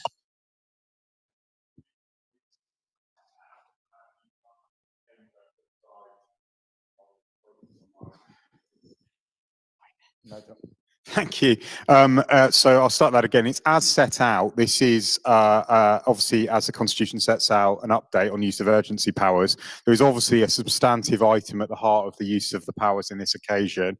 I am happy to go through that decision if members so wish, but given the time and the hour as set out, and I'd like to thank Councillor Gordon, because she is the sort of double lock on the use of urgency powers as chair of the Review and Scrutiny Panel.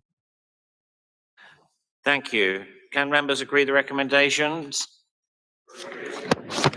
Item 19. Members will have seen this is the draft calendar for noting. It now includes religious holidays to avoid meetings being scheduled in conflict of these. It has been circulated to group whips and cabinet prior to this evening for comment. I propose we note it and move on. Any additional comments should be emailed to governance@hackney.gov.uk. It will be formally approved at the AGM on the 25th of May. Councillor Odds.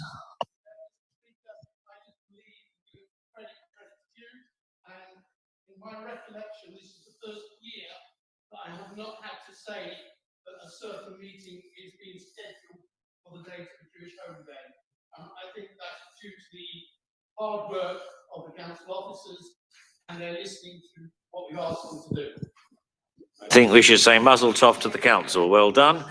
Can we agree the recommendations? Sorry, Mr. Mayor. Yeah, I just wanted to echo that. There is nothing more upsetting and distressing than to get an email from Councillor Odds where we've got that wrong. And it's, I hope that we've got it right, and I look forward to a year where we don't get those emails. If you look across the two papers that are published, no, well, I wasn't going to reveal your hand, but we perhaps won't, Mr. Speaker. I did just want to just sort of highlight around this something that Councillor Odds picked up on earlier. You know, we are now entering the third year of this pandemic and the disruption to our everyday lives, but a huge amount of work has gone on in this council to keep our democratic processes live and engaged. And I don't, you know, very, very, very few meetings were cancelled. They were all moved online across all of our functions. And I think, you know, the list of the meetings that are taking place, the additions we've made tonight in terms of the Constitutional Committee, you know, goes to the heart of the strength of our democratic and governance processes here at Hackney, and to just sort of pay tribute because, you know, the head of legal and governance services, part of Dawn's team, is actually supplying us with our microphone this evening, and I just thank her and Andrew and all of the team that keep all those meetings and keep all of that support going. I did just want to finish. I think there is something at the heart of the discussions this evening and the length of the agenda that we all have to take away, and I don't know whether we refer it to the Scrutiny Commission, the next Mayor, administration, councillors, of whether we are satisfied with our current full council arrangements, because we had obviously that debate that it should have lasted 5 minutes without your wonderful discretion, Mr. Speaker, to allow us to discuss children and family services, and very important voices were heard in that debate. We could have done the same on pensions. I know Councillor Sharman on audit, any of the scrutiny reports. I get the feeling we've just got the balance slightly wrong, but I task others, including including Dawn, to think about what the best response to that is in terms of the regulatory of the number of our meetings and the adjustments we might want to make to this as we enter the new administration. Thank you, Mayor Glanville. Can we agree the recommendations? We're so on time, I can't believe it. I don't know if Boris runs his cabinet like this, but we're doing well. Right, item 20, the motion, fire and rehire. Councillor Smith, could you formally propose it? You'll have a chance in a moment. Formally propose it. Yeah, formally proposed. And Councillor Lufkin, can you formally second it? Formally second it. Okay, Councillor Smith, could you speak, please? Yeah, thank you very much, Mr. Speaker, for giving me the opportunity to speak on this motion. Fire and rehire involves an employer threatening an employee with the loss of their job if they do not sign up to new terms and conditions of an employment. Each case is different, but in many instances, employers seek to reduce employees' pay or reduce holiday or sick pay allowances or change shift patterns. Mr. Speaker, it's typically used to impose changes on a workforce when they generally do not agree to the changes. Using fire and rehire tactics goes against our labour values of standing up for workers' rights. Mr. Speaker, it is used to drive down terms and conditions, and that is clearly unfair. There have been several fire and rehire rows throughout the pandemic, with some still ongoing. And in research published in January 21, the Trade Unions Congress said as many as 1 in 10 workers had faced the threat of fire and rehire during the pandemic. The poll found young workers, working class employees, and black and minority ethnic staff had been most affected. Nearly a fifth of 18 to 24-year-olds said they had been threatened with fire and rehire, while black and minority ethnic workers were nearly twice as likely as white workers to have faced the practice. Some of the most high-profile cases of companies seeking to fire and rehire have come from household names, Mr. Speaker, such as British Airways and British Gas. With flights largely scrapped due to the pandemic, British Airways cargo workers based at Heathrow Airport faced the threat of fire and rehire until Unite the Union came to a deal with BA bosses in January. Hundreds of British Gas engineers were sacked in April after refusing to sign up to new terms which would see them work a longer working week and more unsociable hours for no more money, amounting to a pay cut. Mr. Speaker, urgent action is needed because it is simply too easy for employers to make brutal changes to contracts, sometimes taking thousands of pounds from workers' wages. ACAS, the Advisory Conciliation Arbitration Service, published a report on fire and rehire in June 21. Mr. Speaker, they reported that the practice has become increasingly prevalent both in recent years and during the pandemic. They also found that fire and rehire will continue to be used more frequently once COVID support is gone. So, Mr. Speaker, we must act now. And I would ask the members in this chamber to show solidarity with workers by strongly condemning the use of such tactics. If the government expects the public to believe this country values families over finances, it must act to end this corporate bullying which reveals a troubling indifference to the humanity of workers. We call on the government to introduce new legislation to outlaw this unfair practice. And I urge you, members of this chamber, to vote for the motion and show strong leadership on this issue. Thank you very much.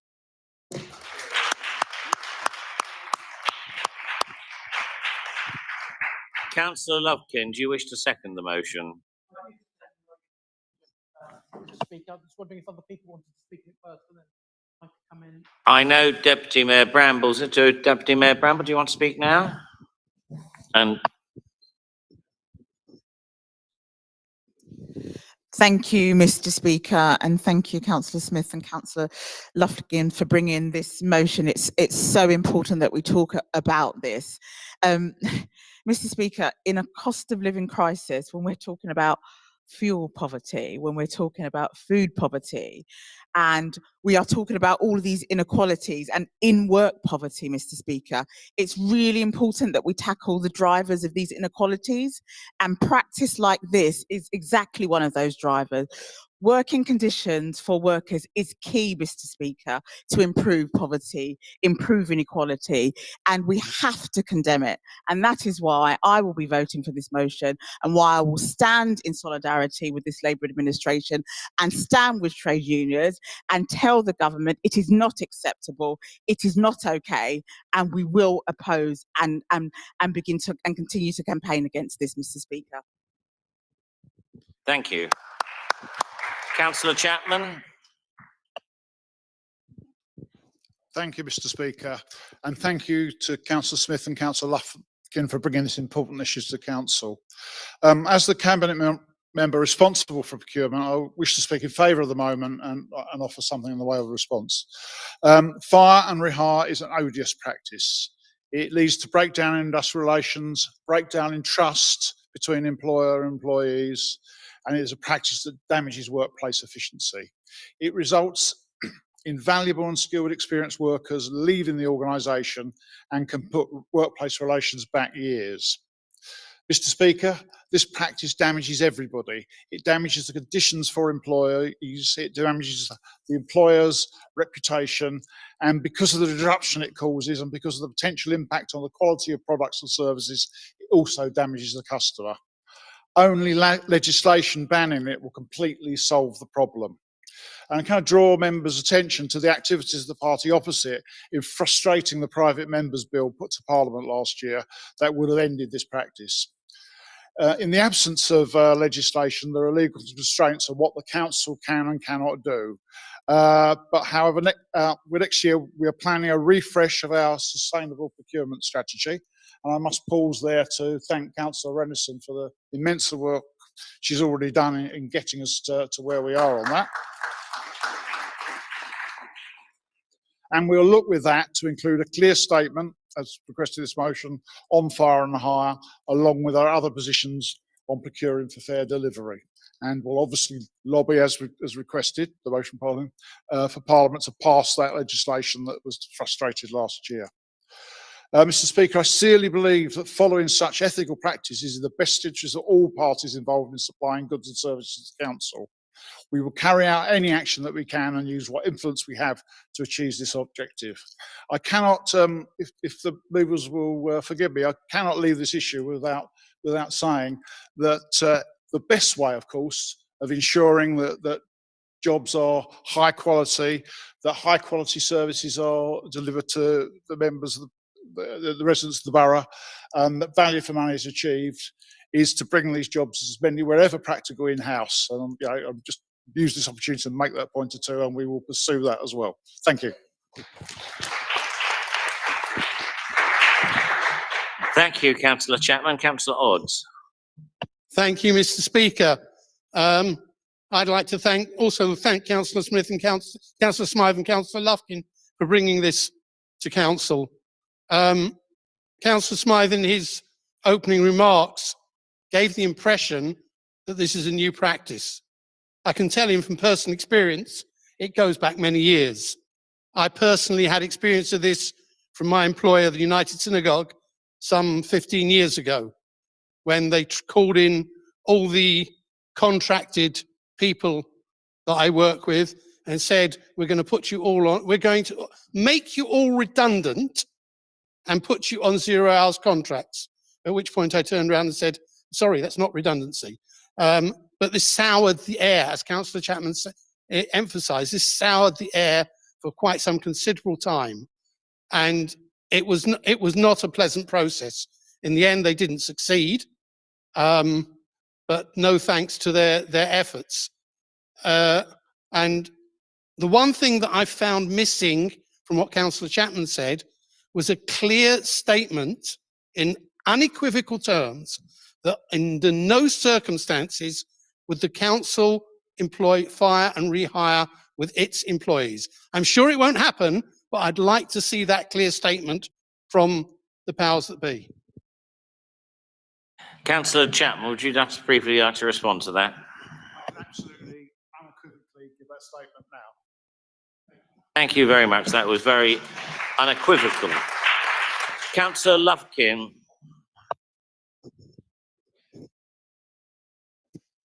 Thank you, Mr. Speaker. First of all, I'd like to thank colleagues, including Councillor Odds, for his strong support of this motion. It's my great pleasure to second this motion following the excellent speech of Councillor Smith. We have a long history in the London Borough of Hackney in standing up for workers' rights. I see the prevention of fire and rehire tactics as an important part of this process. As Councillor Smith highlights, this is not a theoretical risk. Lots of people have been affected by this pernicious practice. I'm very pleased the motion makes clear in this, as in so many other areas, the Labour administration in Hackney will lead by example, and I'm very much reassured by what Councillor Chapman's response. In this borough, we have led the way in employment practices, introducing the London Living Wage, bringing services in-house, and having an award-winning apprenticeship scheme. I would like to think this is an important part of Labour Party policy. Part of Labour values is standing up for working people in the face of a Tory cost of living crisis. Finally, I would like to thank the Mayor and his administration for supporting this, as well as Councillor Smith for proposing the motion and driving it forward. I would also particularly like to thank my ward colleagues, George, Amanda and Ifra, for organising a very well-attended meeting with Barry Gardner. It is in large part due to their continuing support for workers' rights that have helped bring this motion forward. Thanks very much.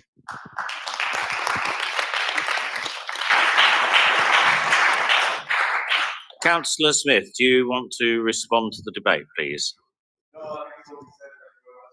Excellent. We'll now have to put this to the vote. Those in favour of this motion, please show. I don't believe it. Unanimous. Thank you. Item 21, dates of future meetings. Can we note them? I'd like to thank you all for enabling us to finish in time. I'm to be put in charge of the railways in the next few years, but thank you very much, and also for the generally good atmosphere that we've had. I remind you that you'll all be sent early tomorrow morning a link to our Holocaust Memorial Day ceremony, which will be online. Have a safe journey home. Thank you, and remember, Hackney is forever. Yes, Councillor Odds? Sorry, but I forgot to say I will be writing to my MP, Matthew Hoffman, to urge him to support any future legislation on this subject. I don't quite think the MP for Hendon is in Hackney, but no matter, I'll leave. Is he? Oh, I see, if you've moved. I didn't realise you'd moved to Hendon. Okay, we'll now close the meeting. Thank you for coming.